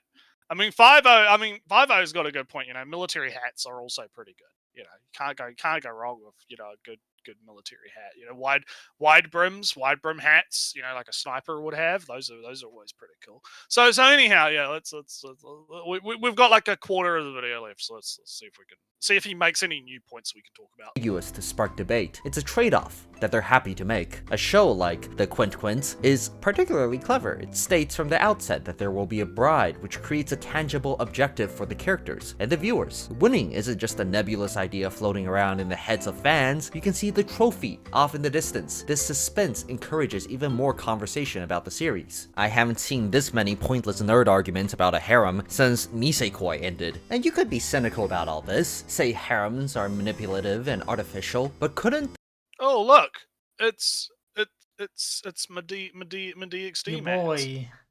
My boy. Oh, sorry, someone outside's doing some hammering. There's some DIY going on. Didn't hear anything. Yes. Oh yeah, you guys won't hear it, but I can hear it. But like, yeah, no. So yeah, again, he's not really making any points that are any different than like what he was saying before. So, but I was just like, oh, cool, DXD mentioned, nice. The same be said about all sports. As humans, by nature, we naturally gravitate toward tribalism. We want to identify with a group of similarly minded individuals, and we enjoy having rivals to compete against. There's something in our animal nature that enjoys defending a cause. As for me, I've come to embrace this rat race that is harem anime. In conclusion, I want to leave you with two thoughts. One, it's human nature to compete over frivolous things and to love cute girls.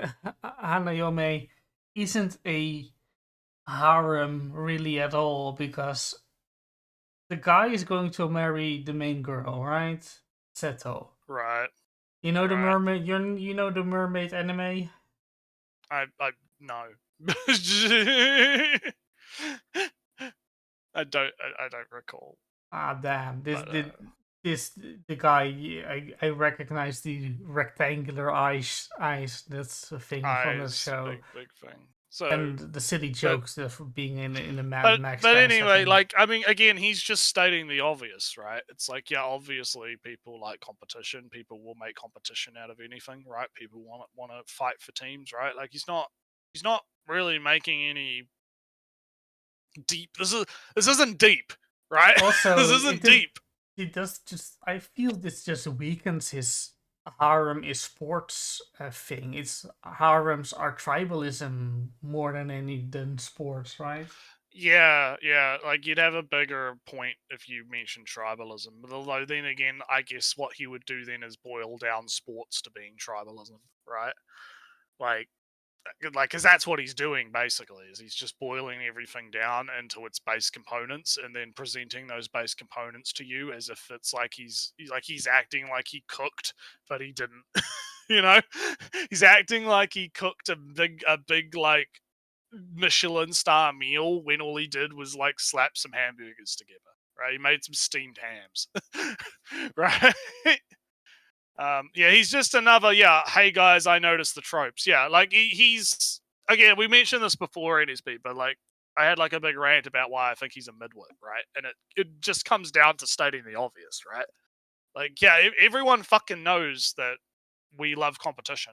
Like, this isn't salient. So anyway, he's about to make his final point, so let's see what he has to say. There's nothing shameful about that. Tilt the lens a little, and you'll see that a harem anime isn't really a polyamorous relationship between the hero and 5 women. It's a romance between the viewer and their chosen girl. That choice is only given meaning when there are attractive alternatives, and the spectator sport aspect of— See, okay, so a lot of this falls flat for me, because remember way back at the beginning of the video where he described these animes as like exploitative and he called these girls bitches? Yeah. You see what I mean about how his attitude ruins his own points? Because if he hadn't have done that, then this would, like, if he had kept the consistent tone throughout the video, this would probably be a lot more salient to me. But because I know in the back of my head that he personally thinks these anime are exploitative and all these women are just bitches or whatever, and he doesn't actually agree or care or like the fact that people get emotionally invested in these animes, him trying to now play this game of, well, I mean, like, there's nothing wrong with getting competitive and there's nothing actually wrong with this stuff. It's like, bro, you literally fucking described it as exploitative like fucking 10 minutes ago. What the fuck are you talking about? Right? I can't be the only one that picked up on that, right? Like, it's like fucking whiplash. But anyway, unless you've got a point to Yeah, make no, about that, I don't know. It's like he made the script and then added jokes later and not see if it. I don't know. still I don't know if fits. it's that. I think it's like it's more his like that. Like he can't, like, because he's a contrarian in that sense, right? I feel like it's his biases and his contrarianness seeping into the point, and it and like I said, it just harms the overall point he's trying to make, right? It completely destroys any discussion that you could possibly have about it, because how can I take him seriously now that he's telling me, oh no, don't look, it's all just friendly competition and it's fine and it's natural, it's human nature or whatever, when I know for a fact, based on his own comments in the video, that he does in fact have a problem with it. It's like he's fucking pissing on my leg and telling me it's raining, right? It's stupid. So anyways, harem anime isn't to be underestimated. The best harems aren't always the most satisfying romances, they're the ones that provide the most satisfying experiences. Number 2, when watching harem anime, you must always remember the empirical, objective, undeniable fact that Nino is best girl, fuck the haters, roll tide.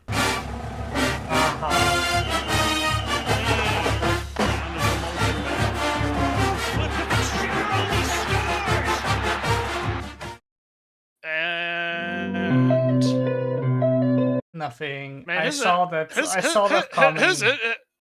His intro. Oh, look, I think it's the Yoshi no Koi video. You really wanted me to make that video. I really want you to bring that one out because I thought it was good. But anyway, man, his like outro thing is like what? I don't know how long R1 usually tends to be on the clips because I just try to eyeball it. But that's like a solid 20 seconds of fucking outro, or like of just nothing on the video. 20 so I don't seconds? know what's going on there. Well, yeah, because we're at 9 minutes 26 and the video ends at 9 minutes 45. So it's like a good 20 seconds of like just this. So I don't know. But anyway, I've pretty much said everything I needed to say really about what I think about both E-kon and like this video in general. I feel like he didn't say a whole lot and he kind of repeated himself, which led to us repeating ourselves a lot, right? Like he didn't really make any like solid point. All he did was just say, look, everything is a competition and that's just, and that's sports. Every competition, every battle is a sport. Yeah, exactly. So what do you think? What's your final thoughts? Have you got any? Well, the problem is, like I said just now, is that because he boils every battle, every contest to a sport, it gets weird, because a sport is usually a game with fixed rules and a singular goal. But like I said, sometimes the best ending is when the girl doesn't end up with the main character. Sometimes it's a harem ending. Sometimes it's that, yes, the main character just dies. Or maybe the girl gets with some other character or something. Yes. With the friend character or whatever. So that to me still says more that we did. If you like best girl, whoever, then you're more out for her own her own happiness, her own satisfying ending, conclusion to the story, Yeah. than her necessarily ending up with the main character. And I feel the video kind of flip-flops on that. That the main character isn't important, but he is still the thing that you want your favorite girl to get with. The main character is super bland and nothing. There's a weird contradiction there where both the main character is this soulless plank that's not worth shit, but at the same time everyone is fighting over their chosen team to get that plank with like that plank, right? There's no, it's not like it's this weird contradiction to his point. I agree with you there. Yeah. Also, just a quick NP, right? Because there are a lot of letters. I see your other comments. YouTube doesn't like it, so it doesn't put out on mainstream. But I see you vibe. You don't. I hate any tubers because all of them are second English second language, contrarian or elitist. Yeah, I agree with that. I think a lot of them are, and it's that's what I've already gone over that rant basically earlier. Where like that's what I think E-kon is. That's why I call him a midwit, right? That's why I think he's a midwit, because he thinks he's smarter than he actually is, and he projects that air of smug. I'm so smart. I'm better than everyone. I know best. When if you actually listen to what he's saying, it is basic bitch shit. It is super basic. He didn't say anything in this video that was deep at all. It's all surface level observational analysis. There's nothing interesting here. So, I mean, there was enough interesting for us to talk, to shit on him about. But you get what I'm getting at, I wonder if he, Morrow says, I wonder if he likes romance anime at all. Maybe that's why he doesn't see the appeal of the romance aspect in Harems. Yeah, that's nice. All right, cool. A bit of ab. Yeah. All right. Well, I'm gonna fill a cup of drink because I need to get some more liquid in my throat so I can dry out. So what are we doing? Are we going to do anime first, or do you want to do show off your fancy new skills? Let's do anime first. Just quick. All right. Well, then you transition, and I'll be back real quick. I'll transition. Whoosh, whoosh. All right, because I do have some fancy new things in the works, but that can wait like 5 minutes. So we quickly recap our anime experience. I'll start with my own that Nretsew is watching. It's Time for Torture. Still fun. I've noticed for myself that something like Dungeon Meshi, Delicious in Dungeon, I don't really feel that watching that anime add something. Oh wait, I already said this twice. Never mind. I saw you were talking about Princess Torture. Yeah, alright. It's still true. The animation, having this animated adds more than having Dungeon Meshi animated. That's my controversial opinion. The wrong way to use healing magic. It's still kind of in the building up phase. It's still funny that the guy is training very hard. Apothecary Diaries, it's getting real drama. Nretsew. Real, it's getting real. It's getting drama. Real drama time. I haven't watched. Did you see the meme that that there's this artist on Twitter that they typically do memes around like historical Oh things, yeah, like Roman Empire stuff. Did you see that meme that I posted in the? Yeah, in pop. I couldn't miss it. I put it in the anime chat it was in the other chat. I'll put it in the. There's like layers to it too. It's actually really really good. I know put it in the pop. I'll put it in pop again for you if you wanted to bring it up while you talk about it. No, I There you go. can't. It's I coming. mean, I can't There you really go. right now. Oh no, we gotta get we gotta work out systems to get better at that. We're gonna have to sort that out. Doing stuff Also, beforehand helps. Also, slight thing. It looks kind of interesting that for some reason we seem really lighter in the anime talk thing. Maybe you've got a filter on. Yeah, I do have some higher Oh, contrast. okay. Yeah, because we looked a bit darker when we were covering the video. Now we look all kind of washy a little bit. It's kind Yeah, because anime high contrast kind of fit. I thought it kind of fits. So I kind of like it. We'll keep it around. Yeah, it's kind of interesting. All right, and it helps differentiate the sections a little bit. Too, yeah, but anyway, Nretsew, you lied to me. Oh, did I? Yes. Can we talk? Yeah, we could talk about that now. We could talk about how I got fucking cock blocked. They fucking cock blocked me, Ellie. I was so excited today to talk about the part that I've been excited for, and then they didn't fucking have it this episode. God damn it! And then the teaser for the next episode is fucking Azur in trouble, right? So I assume it's going to be next episode, and I'm like, fuck! God damn it! Nretsew, you promised this twice, 2 weeks I in know! a row. I know! It's annoying the shit out of me too, because I'm like, no, I want to talk about this. I really want to talk about it. But they keep fucking cock blocking me, Ellie. I hate it.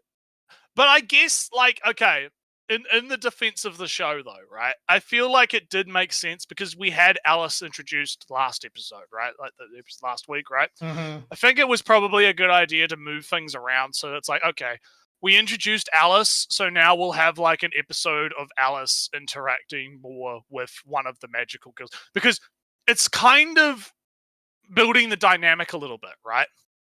You get what I'm saying? Because you have obviously Kiwi and the yellow girl. I forget the name, right? Yeah, Sulfur at least. Sulfur, yeah, Sulfur. Kiwi and Sulfur, they have the fight dynamic, right? They big fight, big want to beat the shit out of each other. Mm-hmm. Love the combat. You know, they're crass, right? They're both similar in that respect, right? And then you have Utena and Azura. That dynamic is coming. I fucking want to talk about it. And then Alice and Magenta. Yeah, Alice and Magenta have we've seen a bit of a dynamic form between those two, right? So so we are getting kind of what I'm talking about, but it's just the one that I'm really excited to talk about hasn't happened. I'm so angry. I'm so fucking angry. So yeah. What did you think of the episode then? I'll let you. I was kind of because you kept promising the next episode to be something that it wasn't. I did also I had a small thinky about the structure of the episode, and I do notice that they keep it, all this stuff still kind of falls within a status quo. So I can understand that they want some status quo character building up before some more radical changes. I mean, adding more characters is a radical change in a sense, but it's still, of course, a kind of building up phase. Also, there is some effort in having the magical girls have some development. Sulfur got some extra background. Magenta got some background in the previous episode. But we haven't got Azur yet. And that is so because it's chapter 10 in the manga, right? Chapter 10 in the manga is chapter 10 in the manga is the Azura. So I knew it was going. I reckoned it was going to Here's the thing: if that it's gonna be weird because we're already halfway through the season, right? Them spending so much time kind of on this is kind of interesting to me, which means we're probably gonna get the last half of the season is gonna be the next arc, right? I think it does kind of make sense to end on the Azura part, even though it is technically out of order, because I think the Azura part happened before the Magenta part, right? because they did have a few like each one of these has kind of been a chapter in a sense, right? Or like parts of chapters kind of mixed and matched and moved around. So I find it interesting how they're doing it and how like the change of the where different things happen is adjusting like the pacing and stuff of it compared to the manga itself. So that's an interesting thing to talk about. But it does make it really frustrating for me because I'm like, I really want to talk about that dynamic because it's such an like there's a lot going on in that dynamic between those two. And that doesn't get like solidified until it shows up in the thing. And the way it's done in the manga, because I've actually got it open right now and I'm rereading. I've got it open right now. The way it's done in the manga is it's like a switch gets flipped, and it's fucking great. It's like I don't want to spoil it. I don't want to spoil it. Like I'd send you some fucking. I would send you screen caps, but it's like fuck. I don't want to spoil it. Nretsew. Free run. The barrier got broken. Yeah. The barrier got broken. Frieren got her big cock out. Got her big cock out again, and was like, she slapped that on the table. She just slaps that big cock on the table. It is like, yeah. It was a good episode. I did also enjoy the bearded fellow, the glasses. Yeah, I liked. I might be out of mana, but I still got these hands. It's fucking great. Out of mana, but not out of hands. Yeah, exactly. Very good episode. Also, I definitely have you caught the episodes from today? No. I haven't actually. It's a chill episode, calming down before next episode, presumably being a little bit more action again. Yeah, actually, did I? What? Actually, I have to check what I've watched because you see Richter in his shop.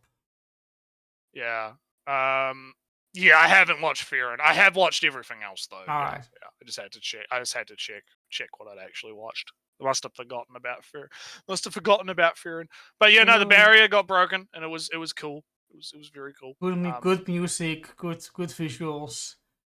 Good fights too. It's quite good fights. Quite good, interesting stuff. Yeah, I think it was. Frieren is going in a quite fun direction. It's quite good. Yeah. So, all right. What's next on the list? What Metallic Rogue. Yeah. So interesting stuff happening in Metallic Rogue. This is one of the this episode. I mean, we skipped. We didn't watch episode last episode, but whatever. Yeah, we're kind of like we're on episode 5 now, I think. Yeah. So quickly, this episode 5, the latest episode anyway, has one of the better hallucinating dream sequences I've seen. Because it was very interesting. Because it kind of it really felt like slightly incoherent, but something deeper of a psyche was revealed, which is kind of what you want in the. And we got a lot of useful information out of it too. Like we got a lot of like interesting, like we've established. Okay, so there's the brother and the sister dynamic. Something happened to the father. They're going to try to get revenge on the ones that did that. There's something going on with Code Eve, right? Mm-hmm. With Rogue. Like she doesn't have Code Eve or something, and she's able to kill humans possibly. And so there's some stuff going on with that. We've been introduced to this other character. Well, he was introduced in that previous one when they were in the cars, but now we find out he's one of these, super fucking Sentai motherfuckers. Yeah. So there's some interesting stuff going on, I think. I'm not a big fan that like 4 of the robots were on the bus. It felt like now. Well, it's established that supposedly that's the like rebel faction or something. They're tied to the usurper faction, I think it was called in the show. Oh no, I So meant they on the bus towards this town, right? You had Rouge, she can transform. Then there was the detective, he could transform, and now this this scavenger well, guy. the doctor guy. He looked Yeah, like the doctor guy could basically. transform, Yeah. and the scavenger guy can transform. Those are 3 transforming guys, and I just because of that, It's a bit too convenient. But I bit too. suspect the assistant of the detective is also just the guy that can transform. That's what I've. Maybe. He's too often in the show, right? He's long. Yeah. He knows there's So something. I've been quite enjoying Metallic Rogue. I think it's an interesting sort of, like I was a bit hesitant early on because they weren't kind of getting super, like we didn't have a lot of the motivation type stuff. But I feel like perhaps that was me not understanding that this seems to like I feel there's like a mystery element, right, to Metallic Rogue where it's like we're kind of unraveling what's going on as we go, right?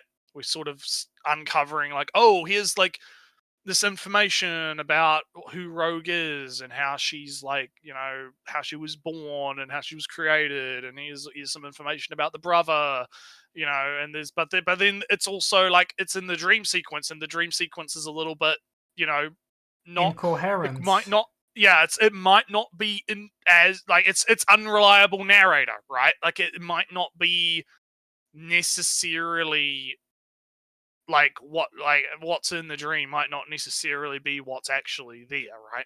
So yeah, there's an interesting element to Metallic Rogue. I'm definitely going to keep up with it. I think it's got captured my interest quite a bit. Yeah, Leslie, let's do a quick solo leveling.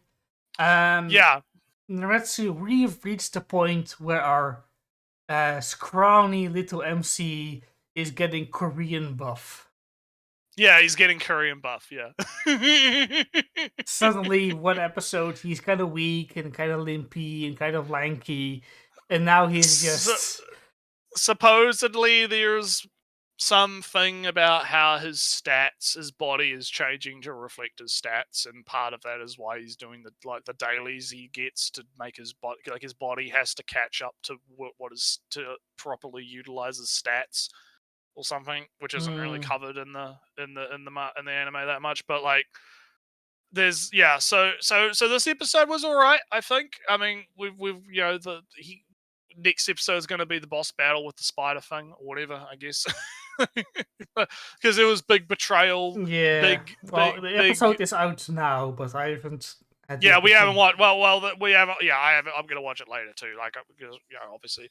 But so we're talking about like last week's episode, right? Yeah. So he joins a party because he needs money. Big party betray because they want to steal all the crystals, and so and so and so and so. So it's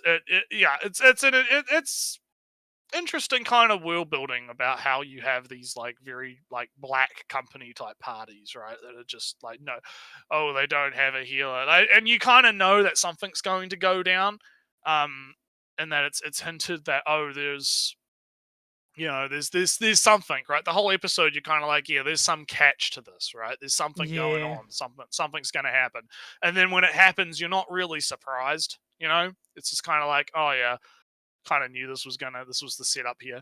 But now obviously Shun, however you pronounce it, he's gonna have to reveal to the daddy boy, rich daddy boy kid that and now my prediction, and I think I'm gonna be right on this, right? I'm gonna use my future sight, right? My own future sight. I think what's going to happen is Shun is gonna completely destroy the spider thing, right? He's gonna wreck its shit. But he's going to have Paladin Boy take the credit so that he can remain secretive about his abilities, right? And then I think Paladin Boy is going to become like a reoccurring type character where Shun and Paladin Boy are also going to be like teaming up. Another trait of the Korean manga is that sometimes they get a little bit edgy. A little bit, yeah. So those the guys that or that are essentially, killing our main protagonist and rich boy, Silver Spoon Boy. They are going to get back, and you are going to be very surprised that they're not that. Well, I think what's going to happen. I don't think they'll live. Well, I think what's going to happen is Sean, because it's mentioned that when the boss is killed, the dungeon collapses, right? Mm-hmm. Or usually collapses. So I think what'll happen is he'll beat the spider, he'll collapse the dungeon, and then the other guys are going to be like, What happened? What happened to our crystals? Oh no! What? How did you do that? I think that's what's going to happen. I mean, you're probably right. I think that's some kind of karma justice. I mean, maybe Shun is just gonna fucking kill them all. Who knows? We'll see what happens. We'll see what happens. Either the dungeon disappears and they don't know anything about it, and they're not going to tell. Oh no! You know what would be really good? This would be fucking hilarious. Is if like they kill the boss and the dungeon collapses and all of them get trapped in the dungeon. That would be great. That would be funny. I don't think that will fit in the story. I don't think that would fit either. But that would be kind of just desserts in a sense, right? Yeah. All right, Nretsew, new stuff. New stuff. Yeah, we've got some new sections for us today. Ellie has been cooking. He's done a little bit of cooking, so let's see how it looks, Ellie. What do we got? Let's bring her up. Let's bring out my tablet. Yeah, we're gonna bring out. We've upgraded from paper, and now we've got sexy Asuka on the apps. We get to see. It's the 1st of August, as you know. Yeah. It's 3:00, as you know. Yes. So what are we bringing up on the tablet first? What do we got? Well, I'll go through quick I played a bunch of Steam demos because it's Steam Next Fest. Ooh. Oh, is it? Yeah. Okay. Yeah. So I'll just run through some demos with some. First off is Millennia. Oh yeah. It's it's a civilization killer from Paradox. Looks like it. It looks like it. What's kind of interesting is that you see on the left is that you have government, exploration, welfare, engineering, diplomacy, arts. Those are kind of separate XP points you can get for performing certain actions and having certain buildings and whatnot. So in the Stone Age, you do stuff and that gives you government. Right. And with government, you give your cities and you get more abilities, like spawning an army in your capital or in your city. That's something you get from government. And you also get under tribal. Tribal is your government type. So in tribal, then you get you spend some 30 government points to have 1+ food for every tile you have. Every type of tile you have. That's interesting. Another thing this game has is that you go through the ages, right? From Stone Age to Bronze Age and whatnot age. Yeah, your typical civilization. However, thing, yeah, that you don't necessarily go from stone to bronze, or at least from bronze to iron or whatnot. But you can also go into the age instead of the age of the Bronze Age. You can go into the Age of Monuments. Ooh. That means because if your civilization discovered a lot of stuff, then instead of going through to the Bronze Age, you can go to the Age of Heroes. You get then a hero unit, and you get a lot of quests on the map. Because you're the Age of Heroes.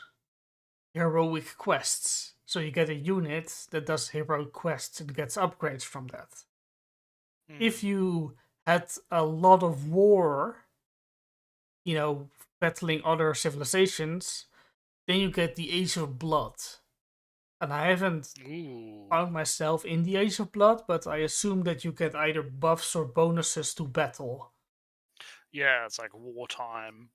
For that entire age, right? Until somebody reaches the next age, and then it can be, the Age of Iron, or I know the Age of Plague exists.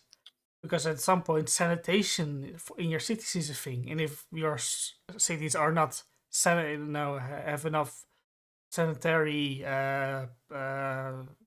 facilities, then your population gets sick, and if enough people get sick, then the age will go to the Age of Plague instead of the default Age of Iron.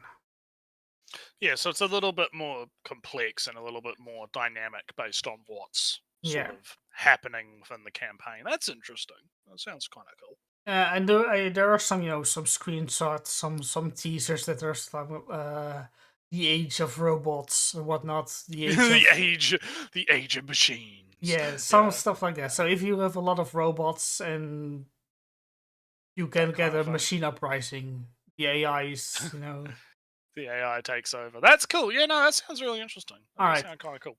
So next up, Tribes Rivals. Have you ever played Tribes Ascent? I've heard of it. I never got it. I never managed to play it back in the day. I heard it was really good though. This is very fun. Really good things. I had the same fun I had way back in 2000, single digits somewhere. Or back in the good old days, yeah. The good old days. I had fun in my lobby. The good old days. Didn't matter if I won. Didn't matter if I lost. I shoot somebody. You're just chilling and having a good time. I shot somebody out of the sky with a slow moving projectile, aiming and calculating, distance and trajectory perfectly to get a kill in midair with a frisbee, energy frisbee. It's very hard. And it's very funny when you get to do that. Homeworld. Homeworld 3 is on the demo, but instead I just played Homeworld 1 and I finished it for the first time. Good game. I finished it not a half hour ago, but a half hour before we started the stream. I finished Homeworld 1. Good stuff. Good story. Very good storytelling in. Yeah, I think I've watched Mandalore or someone did a video on it. It could have been Mandalore or it could have been our boy Sinich or wherever you I think it would be Mandalore, but I don't think one of those kinds of channels did it, right? One of those kinds of channels. So I'm familiar with it, even though I haven't played it myself. And it does sound interesting. All right, next up, Synergy, a city builder, hand drawn, looks fancy. I am interested. Cartoony type style. Yeah. All right, because I didn't mention it last time, I finished Shadow of Mordor and Shadow of War. Fun stuff. To give a quick review, Shadow of Mordor is fun for what it is. Shadow of War kind of has, instead of 2 regions, it has 5, and this Nemesis system, the Nemesis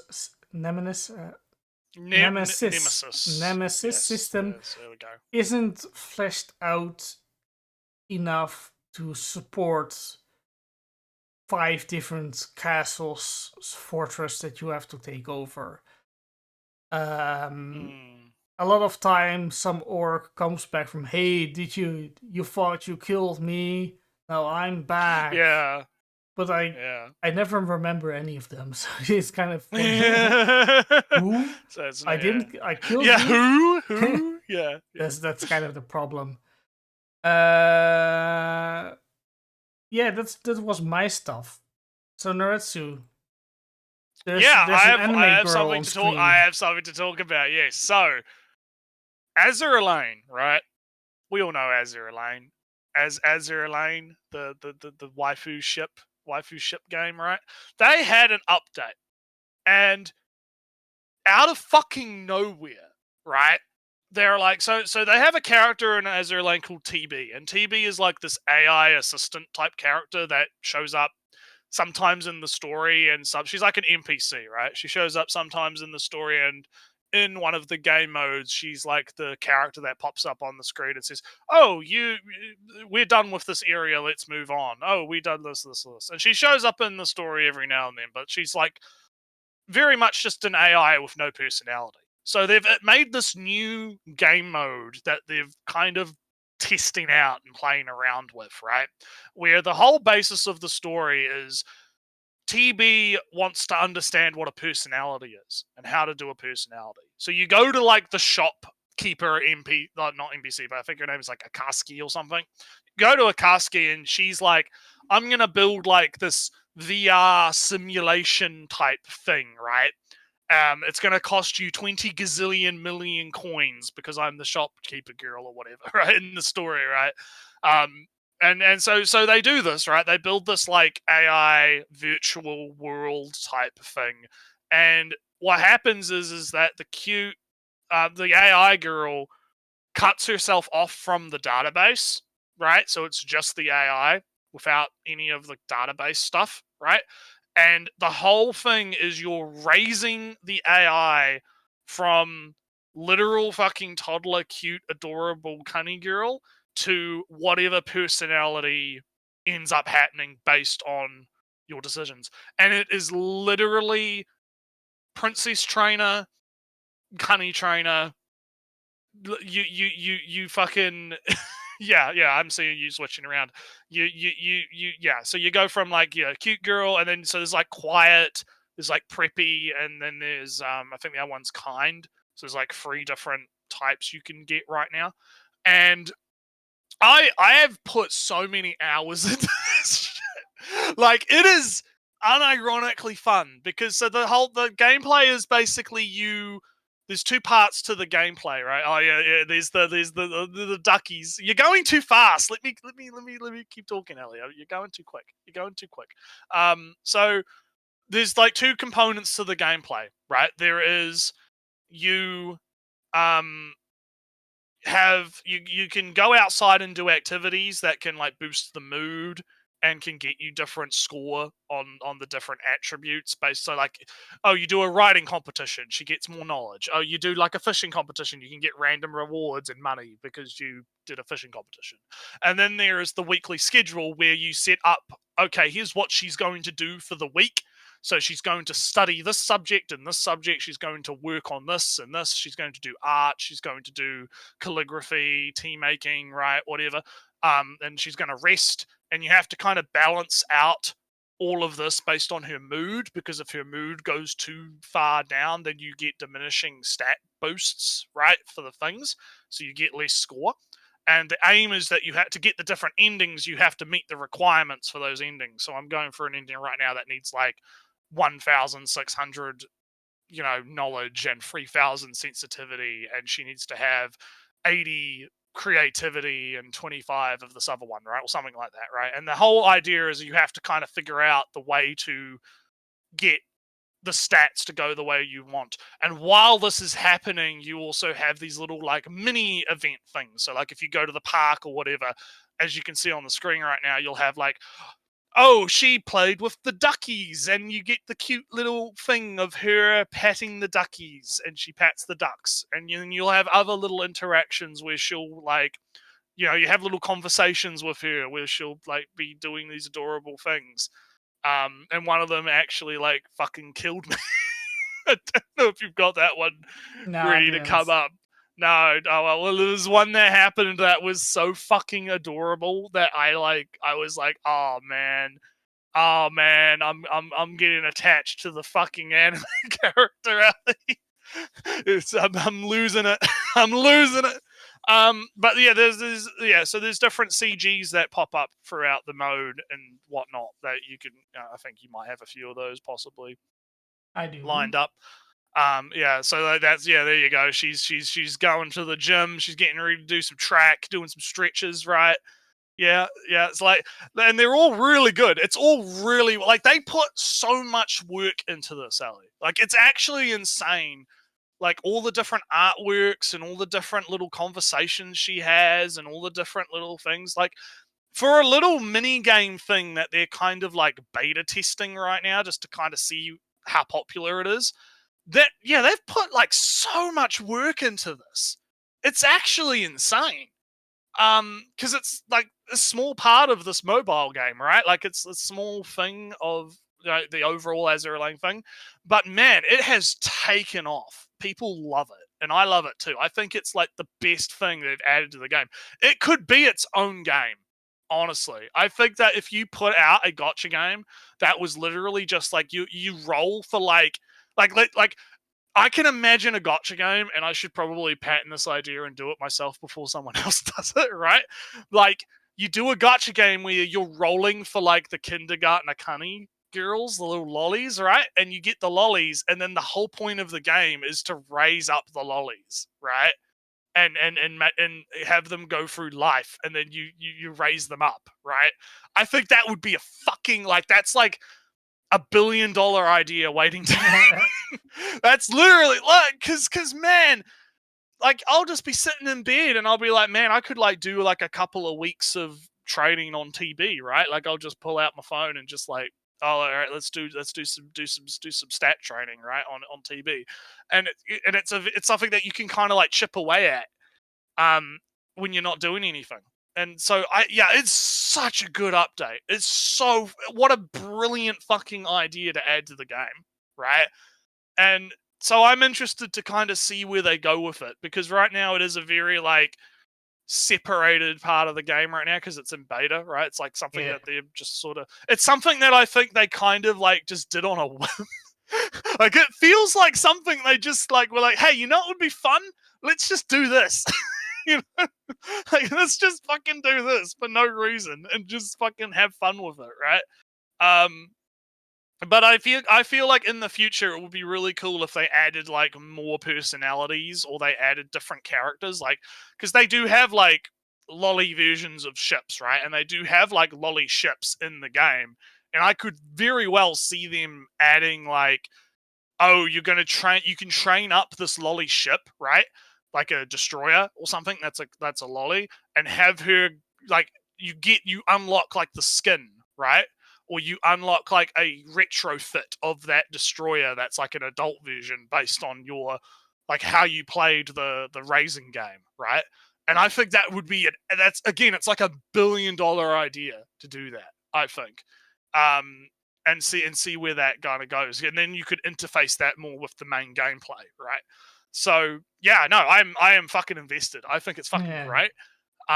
If anything happened to my daughteru, I will kill everyone in the room, including myself. I will protect my girl. My girl will be protected, even though in that particular one you can clearly see. Yeah. Go back to the little lolly. Yeah. I will protect my daughteru. Yeah. She will play with the duckies and she will live a happy life. So yeah, that's basically all I've been doing. That's basically all I've been doing. I've been clearing out my backlog with Shadow of Mordor. Yeah, you've been busy. While I've been busy having fun with my daughter, you've been busy killing all of the orcs. Total orc destruction. Yeah, what a contrast. Yeah. It's like that meme of the two guys on the bus, and like, I'm the guy that's looking out the window at the sunny, and you're looking at like the cave, like the fucking wall of the mountain or whatever. Nah, man, I'm looking at fancy, pretty space backgrounds. Oh yeah. So anyway, yeah, that's pretty much all I've got to talk about. Yeah. I just wanted to have a fun rant about that, because it's so good, man. What a great idea. What a fucking great idea. I'm amazed.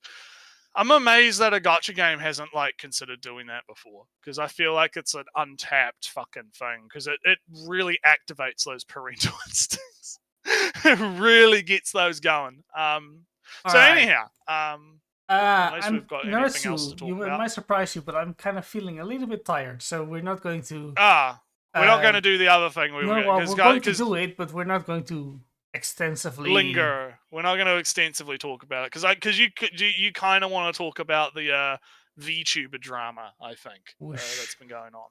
We have newspapers. Yeah, it's time for the fucking news. It's the news.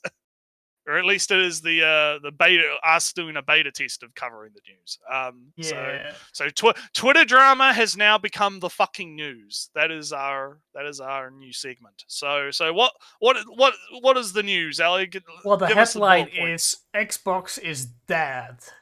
Yeah, Xbox is dead. Long live the PC Master Race.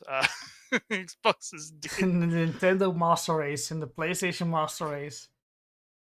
So that, I guess that's basically, because I've heard about this, it's basically that a lot of Xbox exclusives are possibly making their way to PlayStation, which people are freaking out about, but I don't know about that. I kind of have interesting ideas about that. I feel like it's a better business decision. I think we've been kind of moving away from exclusives for a while now. Like, most Microsoft exclusives were already available on PC anyway, right? Like, through the Game Pass and whatnot. Right, Sony has really been the only one, other than Nintendo, I guess, but Nintendo is like mostly first-party exclusives, right? They, a lot of the time it's stuff that's in-house developed, so it's a bit different. Sony's really been the only one that's, like, to my mind, been doing more like publishing deal exclusivity, where it's like they'll get a publishing deal with some company to only have it on PlayStation for a certain amount of time or something like that, right? Now I could be wrong about that, but that's my feeling about it. So you probably know more about it than me since you added it. So why don't you give us quick rundown? Quick rundown. Xbox hasn't been on the forefront ever since Xbox One, when they said you need to have an internet connection, and the infamous and infamous E3. Don't you guys have an internet connection? Also, when when PlayStation very quickly threw in an ad, how do you share games on the PlayStation 4? And you handed the game over to somebody else, and that was man, how things have changed since then. That was the biggest own ever, and the most epic of E3s that ever was. That was E3. Since then, Xbox was great with Xbox 360 because it had a decent internet infrastructure. Something that, of course, PlayStation 2 and PlayStation 3 didn't have, and Nintendo never ever, even now, really gave a shit. don't really care about as much.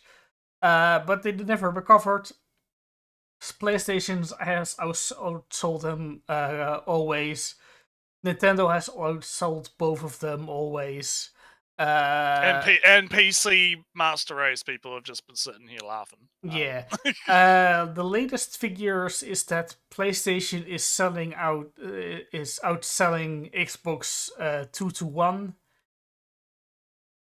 PlayStation has twice as many sales as Xboxes, and I heard, maybe it's even wrong, some crazy number of almost 8 times as many Switches are being sold as Xboxes. At least a bigger number, because Switch is still the top seller of the three, even though people don't don't mention Switch in the big console wars. It is the biggest seller. Next up, that Activision Blizzard's takeover costs a lot of money. Either they borrowed it in this high interest rate environment, which is unlikely because they would have been paying millions of dollars each month on interest, or they dug into their cash on hand reserves of Microsoft. Either way, Microsoft now suddenly sees a a 8 billion. Suddenly they either have a debt of $8 billion or they have $8 billion less in cash reserves. That will draw attention to your little section of the company if you suddenly suddenly take away $8 billion of your big company. And because the Xbox hasn't been selling selling really in compared to the rest, it might just be more financially viable to have not an Xbox anymore. But the most telling thing of all is really that Xbox is being silent on this. Well, do you remember there was like those big leaks that happened a while ago? Yeah, there was a new Xbox being planned, but now there's they were planning a new Xbox and I think a handheld as well. They were planning some form of handheld. Well, the thing is, of course, those I'd leaks... I'd have to go back and have a look. And yeah, you're right. Those leaks were based on old information, so it's possible things have changed since then. But it would be interesting to see how they're going to change their strategy. And I kind of have to say that I think that hardware differences are starting to become less and less of an issue, because let's be real, all of them are kind of running the same architecture now anyway. They're basically just PCs, right? Because they're running AMD Radeons. They're all kind of running PC grade chipsets now. It's not like proprietary stuff like it used to be, right? So I feel like the era of having console exclusivity due to hardware limitations and whatnot is coming to an end fairly quickly, at least between Microsoft and Sony, which is why I was kind of hinting that I don't actually see this as such of a shock as people think, because at the end of the day, them selling their exclusives to Sony just opens up more market, right? Because they're able to tap into that PlayStation market. Right? Yeah, the thing though is of course that Sony can place big restrictions because it's the only other game in town, really, right? Sony can really squeeze Microsoft for a lot of money to allow Game Pass on the PlayStation. So that's why I don't necessarily think that this will be the last Xbox at all. I think they'll just make it more of a streaming box and have the Xbox Game Pass on PlayStation. Because, fun little fact, the projections for Game Pass was that it would have 50 million subscribers this quarter. 50 million this quarter, and they have 30 million. And apparently Game Pass, new Game Pass subscriptions has plateaued. So even the infinite money that is a subscription-based thing has plateaued for Xbox. So Microsoft is coming in and saying, where the fuck is all that money? That $8 billion? Yeah, bitch, give me my money, like a pimp to a prostitute. But the prostitute, bitch, give me my money. Yeah. But the prostitute first took $8 billion and it has no plan to give it back to you. Yeah. That's kind of the position of Xbox. So, I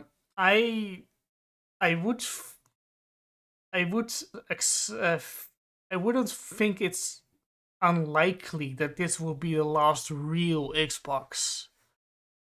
I think I have a sneaking suspicion that what's going to happen is we'll probably get a next gen. Right, there'll be some kind of next gen stuff, because they were in those leaked documents. They were talking a lot about how, like, streaming type stuff, as well as I think we're going to move into. Might push a little bit more into that. I'd have to go back and see what was actually in the leaks, because I'm only vaguely remembering what was in them. Right. However, I actually think that the direction a lot of companies are going to go in is we're going to see Steam Decks, because with the success of the Steam Deck, it would be very easy for Microsoft to make a Steam Deck. It'd be very fucking easy because they have the technology for that already. They have like the PC component, right? Wouldn't probably take them that much to make a Steam Deck type console. And I think Sony is probably going to be like, I think everyone is looking at the Steam Deck and going, man, that's a thick ass, right? Because in the last like year or two, we've had the ROG Ally came out. MSI has, I think it's like the Tomahawk or something. Like MSI has one coming out. There's been a couple of Chinese companies that were doing stuff even before the Steam Deck that have been like, making that form factor. The Switch, right? Obviously, the Switch is still kind of going. People are kind of hinting at that there might be a Switch refresh coming soon that might bump performance a little bit, but we're not. Maybe not a Switch 2, but maybe a refresh, right? I would be shocked if Microsoft and Sony were not looking at that and seeing dollar signs, because obviously that form factor seems to be very popular. People are willing to pay, like a Steam Deck in my region is like almost $1,500. Like it's the cost of like a mid-range PC, right? So I feel like they are probably looking at that and going, yeah, we should probably try and tap into this, right? I would say, and I think, and because Sony brought out that like sort of, it's like a Wii U remote for the PlayStation, right? Like, so I have a sneaking suspicion they're probably very aware of that, and I wouldn't be shocked if we see like a Steam Deck type thing come out from both of them or one or the other, where they're kind of like, hey, it'll probably have that kind of functionality where it can connect to like an Xbox Series X or like whatever, and it can like stream between the two, right? Or something like that, and you can use it as a controller, or you can use it as like a Wii U remote almost. I have a sneaky suspicion that's the direction things are going to be going, is they're going to be looking at making Steam Decks or like smaller style consoles rather than these like massive releases. That's my prediction. Yeah, I don't know, but Monday, for most of the world, I assume, Xbox will bring out a statement on the future of the business of Xbox. Very exciting, of course. Very meaningful. Nretsew, I'm going to make a statement on the business of the channel Critical Critique on YouTube. Yeah. It will be very exciting. And what to reiterate, Xbox hasn't come out and say, no, you are wrong. Yeah. That's kind of suspicious. Oh yeah, that's, speaking of those leaks, right? One of the things that was really fucking funny in those leaks, do you remember, was what's his name? The guy at Microsoft was like, we're gonna buy Nintendo. No, what was really funny, the funniest part, from what I remember, is going to be not exactly quoting. Nintendo's future is off hardware. They just don't realize it yet. Says the company in last place, selling the least, when the Nintendo Switch is still selling 8 times as many Xboxes. Yeah. And again, I think that comes down to form factor. I think people just really like that form factor. It's funny how the Wii U, it's funny how like we went from the Wii U to the Switch to the Steam Deck, right? Because they're all essentially the same fucking form factor. Yeah. Anyway, it's fucking great. Story. Next story that I can probably talk more about. Niji Sanji is dead. Niji Sanji is committing seppuku right now. Would you like to give us a quick rundown? I wrote an article for this newspaper. yeah. Have you had the opportunity to read it? Not. But I'd have to bring up the image in a better format than just on the stream. So hang on, let me go to pop, because you posted a screenshot of it. So let me go see if I can. Nah. If you can't you full screen it? I made it relatively... No. Because even on full screen, it's going to be really fucking small. Right. I mean, so Niji Sanji is being burnt down by toxic dragon fire. I mean, I said before I liked Niji Sanji, but let it be known that that was referring to the people carrying the Niji Sanji tag next to their names. The people in Hololive felt less vibrant to me. Lately, Hololive might have loosened up a bit, but have still way less people I like following their antics. I haven't followed VTubers after they left an old model behind thus far. I get attached to the whole package, including the model. Perhaps I'll get rid of that mindset, even more so if when old members start interactions again that they once had. That is your little. Yeah, it's very insightful, very newsworthy article, right? Very, very, yeah. You're going to be a big time journalist. Yeah, indeed. Going to be a fancy journalist. So, okay, let me talk about this bit because I can talk about this a bit. So, Selene, who is a member of Niji Sanji, I liked Selene. I used to watch Selene quite a bit. I hadn't been keeping up with her recently, as in like the last year or two. But I liked Selene because she was quite entertaining to watch Apex because she's a professional Apex player. So, well, as she's probably one of the better Apex players in VTubing because she used to be pro, right? So she reached Predator as Selene at some point. The super duper highest tier that you can get. She is like the top percentage of Apex players, and that made her entertaining to watch because not only would she be skilled, and it's always entertaining to watch someone who's skilled in a craft do the craft, right? But she'd also talk about like what she's doing while she's doing it, right? She'd be talking about, okay, we got a position here, we got to do this, right? And she would, even though I have no interest in playing Apex, it is fascinating to watch it, like the mindset that goes into it and how they play and talking about the different eccentricities of the game. So she was always, a fun watch, and she had a pretty good personality, and she was quite funny, right? And she used to do a lot of events. Now, there's been a lot of Niji Sanji problems that have cropped up over the last few years. Seiyu, or Zion, as she used to be called, there was a big drama around her termination from Niji Sanji, and she put out a big document that was going over her experience at Niji Sanji, and it highlighted a lot of issues with management.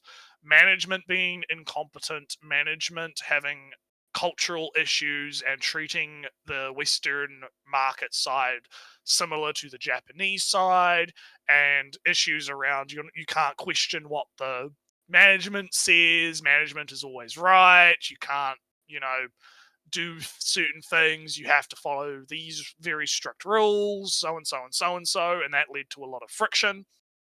And it had been kind of known for a long time that Selene was facing issues like this, because like we only have access to what we can see, right, Ellie? Like we only have one side, like the public facing side. So you see Selene trying to do events, and then moments later she has to announce, oh no, we have to cancel the event because management told us we had, and people were starting to kind of be like, maybe a lot of what Zion was saying in this document is true, because there's some there has to be some background shit happening with Selene. And then a few months ago, I don't know the exact timeline because I hadn't been following this super closely until the news kind of dropped, right?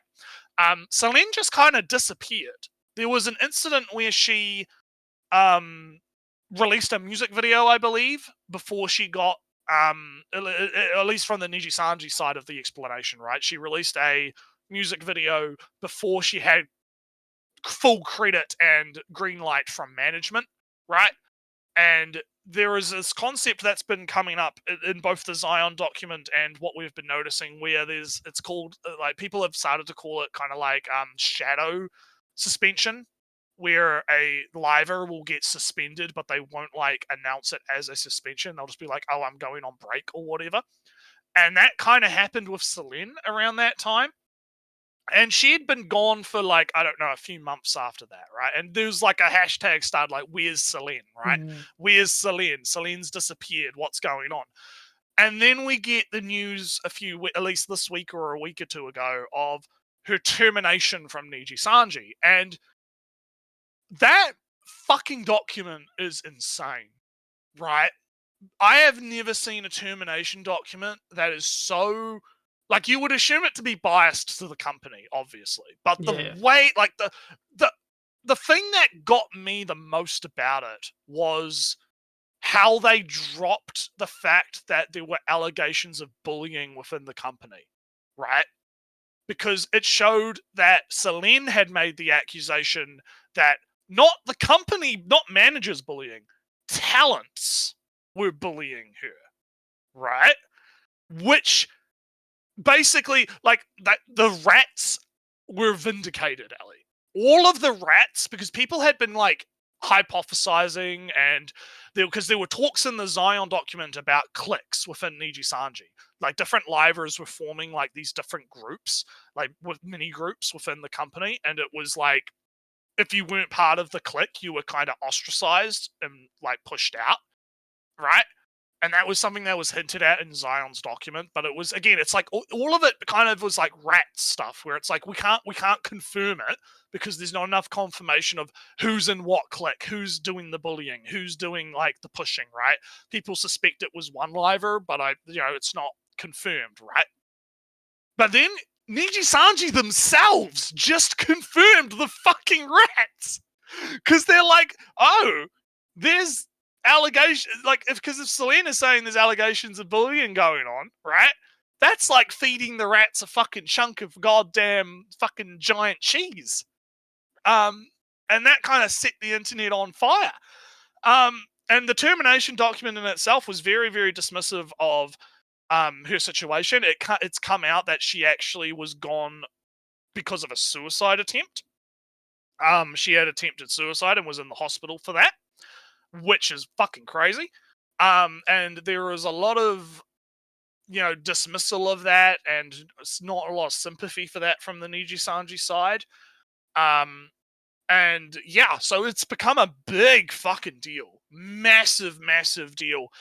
She has since come back as her past persona of Doki. And she has absolutely exploded in popularity, and she's doing good, which is great to see. Everyone, pretty much like the Niji Sanji put out the document, and that little pop-up icon came up in the corner of the screen that said everyone dislikes that. Pretty much everyone is in agreement that Niji Sanji is fucked, right? And it got even worse because not long after they put out their financials for the year, right? Because everyone's putting out their financials. HoloLive, I've read through their financial bullet point thing, and it's actually quite interesting to read, because it kind of tells you like what mind space the companies are in. I haven't read the Niji Sanji one, but I've read the HoloLive one. But there was a little thing at the bottom of one of the pages that was like, we believe that the termination of Selene will have negligible impact on our sales. On our financials and our sales. And man, was that... So, okay. I know I'm rattling on, but this is kind of important for the story, right? What ended up happening after that was... bunch of sponsors have now dropped Niji Sanji. Height, the PC... I only know of one. Oh, no, there's multiple. There's been a number of merch sellers. Merch sellers have dropped support for Niji Sanji. Height was the big one. Like, they were the big one, but I've seen some, like, smaller kind of, like, a lot of independent shops have also stopped selling Niji Sanji goods, and are like selling off all their stock and giving the money to charity.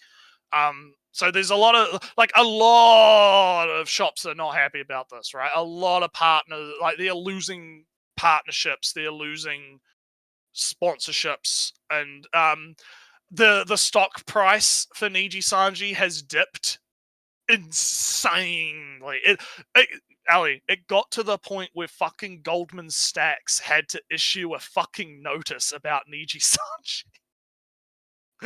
Now, granted, in the notice they mentioned, oh, we don't believe that this is going to have a massive impact long term, but this is just something that like they had. But the fact that they had to issue a news post about Niji Sanji's stock tanking is insane. So yeah, negligible impact on financials. Goldman Sachs is like, yo, what the fuck's going on here? So yeah, so it's been a wild couple of days for VTubing news. With this Niji Sanji stuff. Yeah. So I have. I'll just give my quick perspective on stuff because I follow Niji Sanji in general. Yeah, you're into Niji Sanji a lot more. You like a lot more. Hey, remember, right? I am into the people that are. Yes. You're not a company man. Yeah, I understand. You know. So when Zion first got axed early on, I didn't follow Zion or watch her streams. I read the document, and although I couldn't find any evidence of clicks outwardly, right, in the attitude of the VTubers, because back then and now still, everybody really collabs with everybody. Yeah. That makes it hard for me to believe that there are some real cliques going on. I mean, I can name some names that are kind of more standoffish in general, introverted, don't collab in generally with others at all. But that makes it, in another sense, kind of harder for cliques to form, because if they don't collab at all. Yeah, it kind of gets back to what I was sort of hinting at, where a lot of it was like it's background stuff, because because obviously how the livers are on stage is different to how things could be behind the scenes. But because we obviously aren't privy to what's happening, right? We only get like these little kind of bits and pieces and these crumbs from stuff like the Zion stuff, and obviously. Yeah, but the thing which makes me doubt Zion's accusations of bullying between VTubers is that first off, she was not in Niji Sanji for very long. So there might be friend groups, there are friend groups, right, in Niji Sanji. People that hang out with each other more than other people. Yeah. But I have not. I just see everybody collabing with everybody to some certain extent.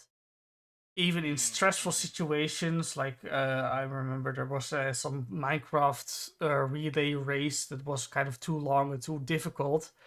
Everybody was supportive of each other in wildly different combinations that they would be otherwise.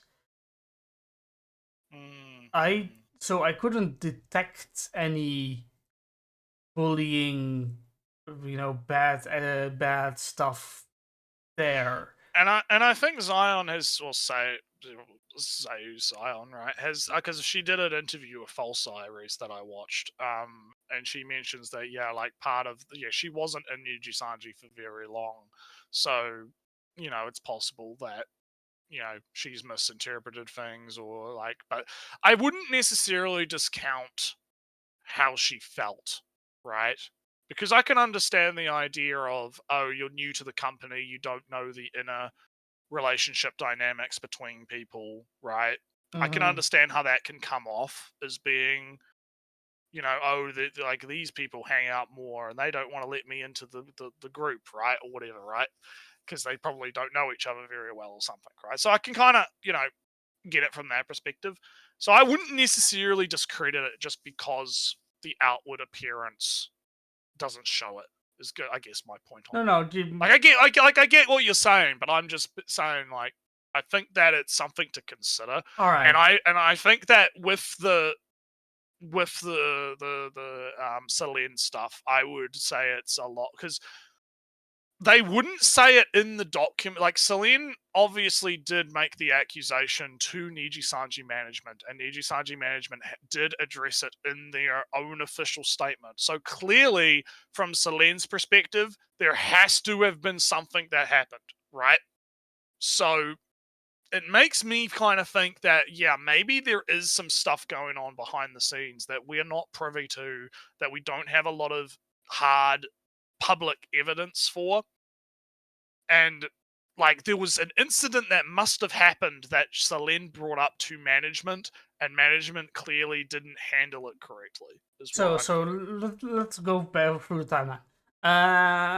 I read the document that Sion posted at some point, and what I mostly saw is that Sion asked for somewhat risky things and got permission for it, and that permission got later revoked.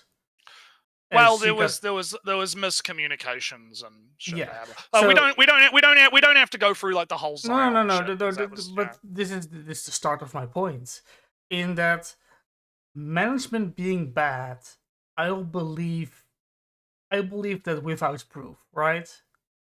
Well, yeah. So if Zion says management did something and then went back on it, and I am the one that has to delist all the videos and whatnot, sure, I believe that every day of the week. And it's that stuff. All right, then fast forward, etc. The entire Indonesian branch gets slowly cut out. That was sad. Yeah, they got merged into EN, and then I think just over time, a lot of them, I think. That's another thing that's been going on, is a lot of Niji Sanji livers have been graduating. Like, obviously, Pomu was the big name one that graduated, and there was some stuff going on with that too, which we can talk about, because there's a lot going on. I'm just saying, right, like, it sounds like you're being a bit dismissive, but I don't know. I don't know, Ellie. This is a story we've built up, Nretsew. All right. I'll let you continue. All right. So I said Mr. left. I'm keeping it mostly Ian. I said I felt that he was always a little bit quick to be burnt out. And I was happy for him that he wouldn't be as much burnt out. Then he suddenly appeared with the Shoujo, and I was like, damn. Perhaps it was just Niji Sanji management that was bad. And then what's her name? Nina went up with V Shoujo. Yeah, she became the cockroach. Yeah. Chick. Yeah. Then was like, damn. So they just want to get away with Niji Sanji. That's all. That's all fine and well. Later, let's go to Pomu. She management just some botched management thing that was really.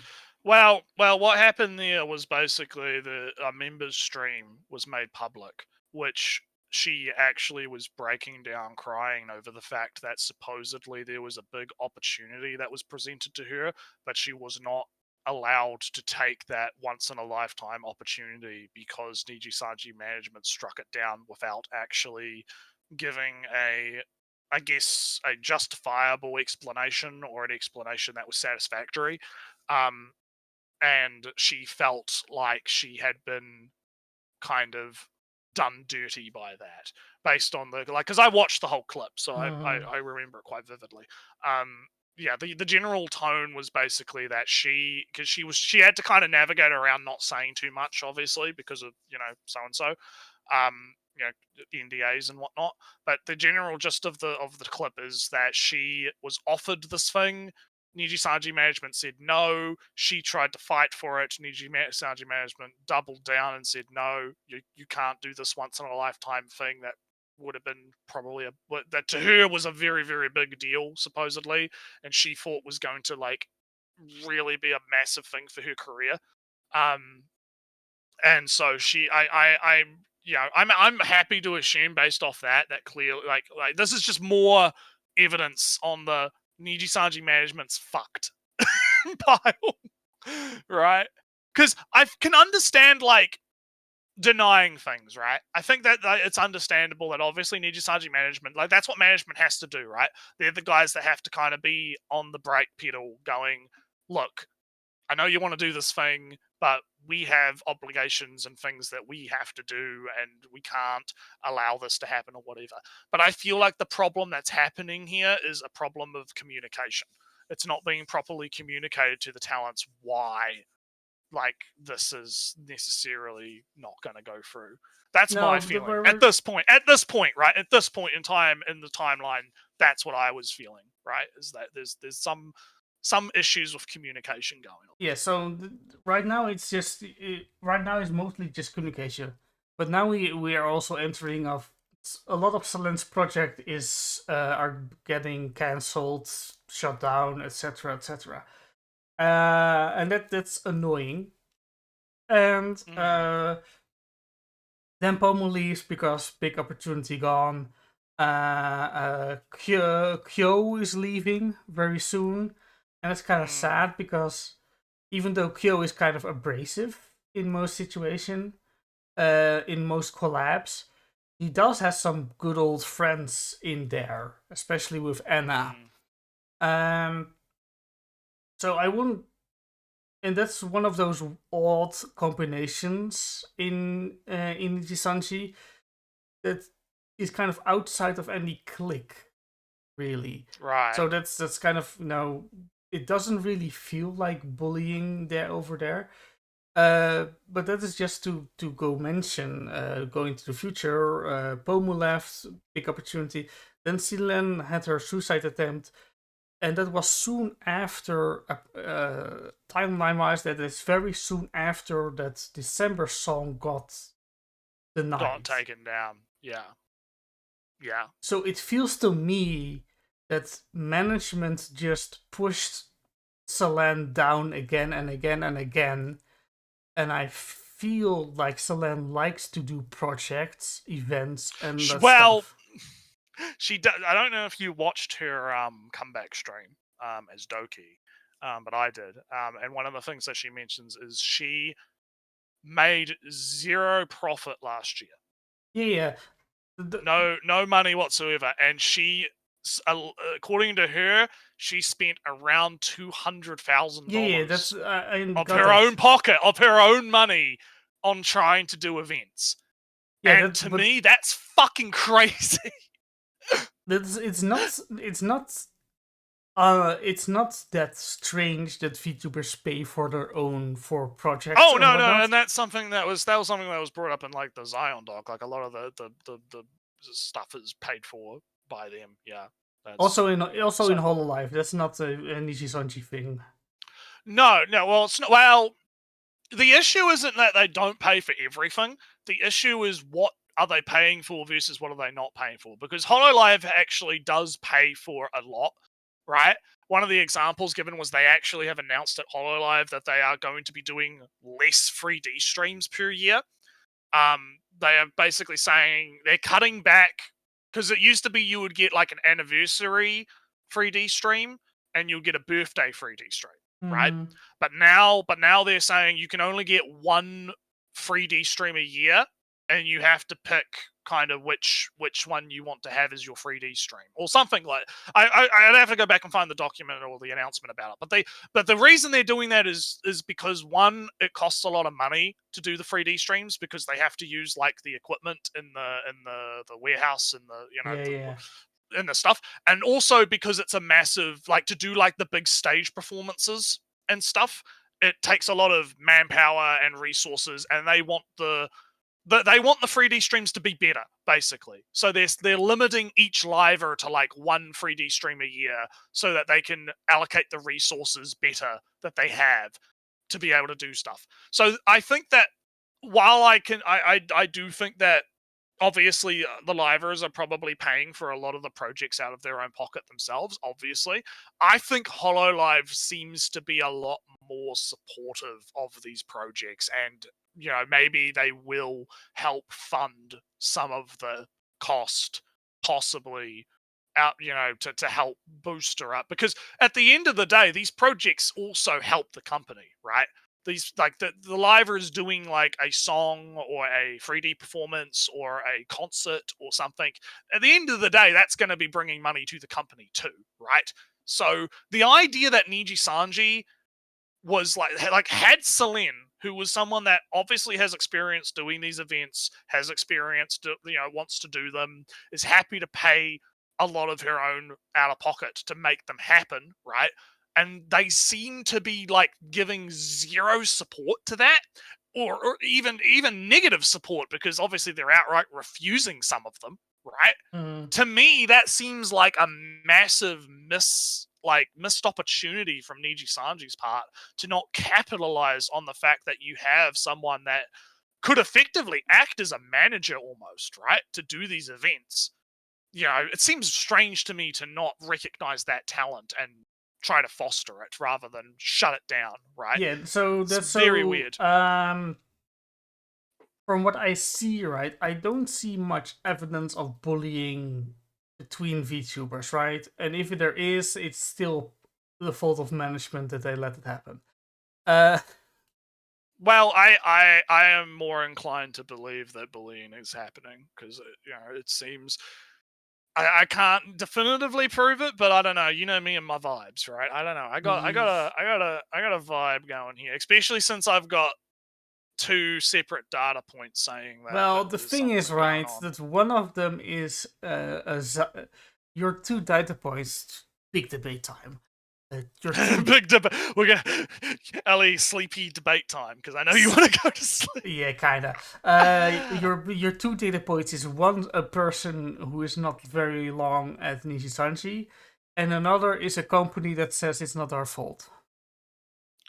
Well, yes, but I think that it was a mishap for them to even bring it up in the first place in terms of Niji Sanji's data point, right? Because why would you even bring up they could have just not said that. And I think Doki's actually mentioned that because she put out a statement immediately after, she had that statement pre-made in case they did terminate her. And it had already gone through the lawyers and whatnot, because she is seeking legal. I believe she is seeking legal recourse because there's actually a possibility that they breached employment law to fire her, which would be interesting to see if that goes to court. But basically, from what I understand, they didn't have to mention. I don't think it would have been a problem if they had, because Selene probably wouldn't have mentioned it herself, right? Is what I'm saying. Because she doesn't want, obviously, people to be ratting and accusing people and saying, oh, this is the bully, that's the bully, that's the, that kind of thing. She obviously doesn't want that, and she stated that she doesn't want that because she knows what the harassment type stuff is like, right? Which is actually even a data point in of itself, right? A little bit. So it's kind of like, if I feel like Niji Sanji didn't have to say that, why did they? Right? Why did they put that little sentence in there to make the accusation that Selene had made a complaint about the bullying, and Niji Sanji has to come in and say that it's not their fault, when they could have just said nothing, and then Selene would have said nothing and not brought up bullying, right? It's kind of weird. It's kind of weird to me. It's kind of weird to me. Otherwise, her suicide attempt would just be the fault of the managers. Yeah, but that's why it makes it so weird to me. That's why it makes it weird to me. Why would? But the thing is if they wanted to direct attention away, they've just made it 100 times worse, right? Because now you've got 2 problems going on. Now you've got, the manager's fucked up to the point where Selene is trying to commit seppuku, but then now you've also got accusations of bullying happening within the company, right? So it's kind of like they've kind of doubly fucked themselves, right? If that makes any sense. So that's why I'm more inclined to that, because it just seems so stupid. It just seems like such a fuck up to even mention it. Getting Pomu and Selene and losing Pomu and Selene and So I guess to kind of because I know you want to go to sleep, so we're gonna I kind of want to rush through this for your sake. All right. Anyway, so Niji Sanji, I haven't seen any real or good enough proofs for bullying inside Niji Sanji. If there is bullying in Niji Sanji, that's something for the managers also to solve. either and the managers are bad at their job, so in the end, either way, managers. I mean, it doesn't really bad. matter either way. It doesn't really matter either way which one of us is right. At the end of the day, it's still Niji bad. The only other data point I would bring up is so this is less a proof of bullying and more just how the fuck could she be this retarded? What's her name? Is it Emma? The sleepy looking chick. Fuck. I can't remember. Was it? No, the bird chick. Anna. The bird chick. Yeah. Anna, yeah. There was a clip from a member stream that she did not long after the drama dropped where she was kind of dismissing the Selene stuff a little bit and kind of being like, she made a comment that was very weird. She said something along the lines of, I mean, guys, I could probably kill someone and you guys would still support me. Which is a very weird thing to say after one of your gen mates attempted to commit seppuku. It's a little bit...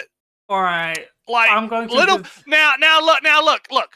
I'm not making the argument that she's the bully. I'm making the argument that that is a fucking retarded thing to say. All right, I have for our also our final debate of the topic, yeah. For our also equally suicidal bird. Yeah. Anna says she wants to kill herself all the time. Right. Two is that for us we know that Selene tried to kill herself yesterday. Anna would have known this for almost 2 months. Possibly, yeah. Anna is very melancholic, cynical, depressing, talks about death a lot. This is not out of character. I can believe that, but that doesn't change the fact that it was a fucking stupid thing to say. Yeah, of course. That's I know I've seen enough of Anna to know that this is not a dismissal of her. This is more of she's talking about death again thing. Yeah, but that's the problem though. It's kind of because now that's just feeding the rats, right? Because it's like, yeah, but I don't care about the rats. Because she's coming. No, I care about the rats because it's entertaining. I like it. But that's the problem, right? Is you. That's why I'm saying I'm not necessarily going to make the accusation that because the rats are making that accusation, right? But I haven't seen any other evidence to indicate that, right? Obviously, so. Yeah, you my testimony, I guess, but yeah, I haven't seen any possible evidence to indicate that she's going around like harassing people, right? However, I like my only stance is just. Bitch, how could you be that stupid? Right? How could you be that fucking... Because obviously what she's trying to say is like, look, guys, calm down, don't go... Well, that was another thing she said, don't go hunting for the truth, which was another really weird thing to say. Like, don't go trying to, waste your life, hunting, all of the... Chasing drama, that's the thing of her. Chasing drama. And it's like, I feel like she could have worded that a lot better, and I think that's the problem, right? That's I'm feeling like I'm feeling like she kind of dropped the ball there a little bit, and she should have just shut up. She should have just shut up, not said anything, because the reaction from a lot of other livers was literally just to go on break, right? And just, which is understandable. Yeah, the thing is, right, that Kyo is leaving, and Anna and Kyo are besties, so she can't take it's odd to take a break, but she's in a slightly awkward position that she can't take a break. I guess. Yeah. Well, I don't mind. I'm not saying she has to take a break. I'm just saying like anything would have been preferable to going on a member's stream and saying what she said. Literally anything would have been better. Until more until more evidence comes out, we've kind of Anna is a a semi-suicidal bird VTuber that probably just doesn't probably didn't think before she spoke. Yeah. Didn't also normal for her, but yeah. In other news, I've starting to learn how to code. Yes, you have been learning to code. Yes, HTML5 though, and CSS. Nothing Unreal C++ stuff. I'm keeping it simple with HTML.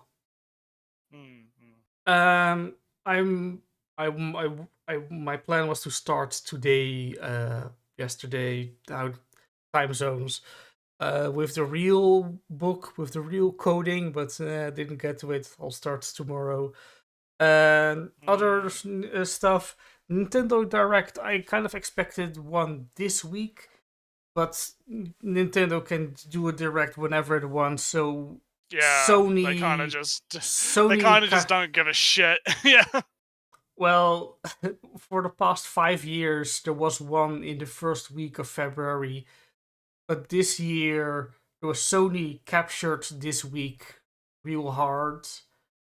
And I think Nintendo is waiting on what Xbox is going to do Monday. And Nintendo will either do it like first day, Friday-ish, or early the week after that. That's my predictions for Nintendo Direct. Also, the Switch 2 is real. Switch 2 is real. Yeah. It will very likely be the Switch, but twice as powerful, comparable to PlayStation. I don't necessarily. Yeah. Kind of a PlayStation 3.5, maybe even slightly 4-ish. That would make the Switch, comparable in all the graphical fidelity that you want. Graphics haven't improved that much over from PlayStation 4 to 5, so I think that people put a bit too much weight into the graphics stuff. Like the Switch, I don't feel like it needs to it's less about like the graphic stuff to me and more about how you use it, right? How do you use hardware? I very much like Xenoblade Chronicles 3, and that looked very nice. Yeah, that looks Mario Wonder looked very, very nice. Pikmin looked very, very nice. I think a problem is when you take like a game that wasn't necessarily designed for the Switch, right? Yeah. And you put it, like, if you look at like The Witcher, right? Like The Witcher on the Switch looks a bit weird because it's, it obviously wasn't really made with the hardware in mind, so they have to downgrade and downscale a lot of it, right? So I think it kind of it depends really, and I think that's where Nintendo kind of shines, is that because they do a lot more first party stuff, they can have their teams more optimized for the hardware, because they don't have to worry about like releasing it on PC or releasing it on an Xbox or whatever, so they don't have to worry about gimping or scaling up things to make it so that it works well on all these platforms. They could just hyper focus, right? This is the hardware, this is the limitations, this is the power we've got. Let's make Breath of the Wild, look as good as it can while running at least 30 FPS or whatever, right? Yeah, so the thing is, right, that the Switch 2 would kind of be the end of the Switch being left out, of Nintendo being left out, because for the next 5 years, you'll probably be alright if you still be at a PlayStation 4-ish level of graphical fidelity. Yeah. Oh, but Nretsew, everything needs to look super hyper realistic. I mean, that could be a Twitter drama we could talk about, is the fucking yellow paint shit. But I know you probably want to go to sleep because it's like we've been going. What yellow paint? Oh, that's so yeah, so like Final Fantasy Remake, they there's like a cliff face that you can climb, and there's like yellow paint that's been randomly splotched all over the like ledges to make it indicate to the player that this is a ledge you can climb. And it's basically part 2 of a debate that sparked last year around Resident Evil, where Resident Evil is like has the same problem where they just splot yellow paint on everything that you can interact with, like a ladder or like a crate or something. And there's a big debate going on right now about one side is like, this looks fucking just wrong because it's just yellow paint splotted everywhere, and then there's a bunch of people that are trying to argue, oh, but it's because they focus tested it and players are dumb. Ali, gamers are dumb. Did you know gamers are dumb? We're all dum-dums. We can't understand that when you see a ledge, you can't, oh, what ledge can I climb? What ledge can't I climb? Oh no, I'm gonna miss something because it wasn't like painted yellow. Oh no. Like, so there's like debates going on around it on Twitter, so I guess it kind of is sort of what you're talking about a little bit. Yeah. The thing it's is, so right, dumb. It's so fucking dumb. The problem is that if you have very realistic graphics, then of course cliff faces will just be gray and brown cliff faces. So 650 makes a good. What I was actually going to add was like the problem is that game developers are trying to make games for Dark Side Phil. Like literally, like there was the GTC talk. I don't know if you've seen that, where like the game developer was talking about. Yeah, so it's like that's the problem. Is like their lowest common denominator. We have to make sure that Dark Side Phil is entertained and can understand where to go. So So the problem is, right, I understand that, right? Oh yeah, you have the realistic graphics, everything's going to look too, realistic or whatever, right? We're not going to be able to highlight to the... My problem is, one, why yellow paint? Why specifically did you use yellow paint for this when you could have used literally anything else? And two, I've been playing games since I was a kid. I've never had this problem at all. I don't know if maybe I'm just a smartass or something, but I can't...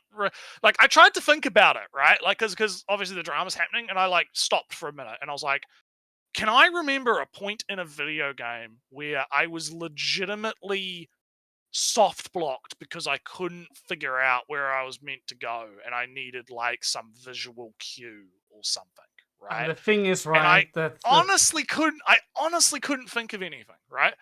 And that's obviously more of a personal anecdote than anything, so I'm not going to use that as like a real data point. But my main point is going to be, why not something that's a little bit more immersive than just splattering yellow paint over everything? No, the thing is, right, just a quick, in the games, in The Legend of Zelda Ocarina of Time, if there was a hangable ledge, there would be a specific texture of grass on it. Yeah, and that's what I mean. It's like games have had this problem solved for fucking decades. Like, it's literally just, hey, make the rocks a slightly different color of gray, right? Or have moss on them, or have like, I don't know, what would be a good better example? I think like people have been bringing up like Portal, where they were like, oh, they had to put like scratches on the walls from like Ratman or whatever to indicate where you had to go. Otherwise, you could, like, because they play tested it, Ali. They did focus testing and players couldn't figure it out, so they had to put the scratch. But it's like they missed the point in that the scratches on the wall are immersive. It's part of the environment. It actually fits in. Like, can you imagine if instead of scratches, it was like a giant yellow fucking like painted arrow, like Ratman's running around with like a can of yellow paint, just fucking painting the whole fucking stage with the solution to all the puzzles and whatnot? Like, it would be fucking ridiculous, right? Like you can have environmental cues to be able to tell the player, hey, this is where you need to go, this is interactable or not. But like, I just don't understand why you're using something that's so garish, right? Like, what? There's like a million ways you could solve the problem, is what I'm saying, right? Like, I just don't understand. I just don't understand. All I right, don't. we actually talked about the yellow paint after all. Yeah, we did. Yeah. Well, I mean, we could go on for fucking hours, but you got to go to sleep. So you But, got to go to sleep. It's time to go to bed. All right. It's time to bed. This was the first time attempt at doing news in gaming and all the whatnot. We will improve the formats as we continue. Obviously, like we'll get. I think maybe we should do fancy transitions for the stuff that's in the tablet. I think we could figure something out with that, like a swipe. Like we could do like a swipe effect. That would be kind of cool. I reckon we can figure that out. We'll figure something out. We'll figure something out. Yeah. And come up with something funny. So yeah, we're gonna work on things. Obviously, clips. Yeah, obviously clips are gonna be coming out. I'm still working on them. You know, they get put out when they get put out, right? And yeah, we'll hopefully be doing another stream next week. So we'll see how we go. So yeah, good night, everyone. Later. Bye. Later, boy.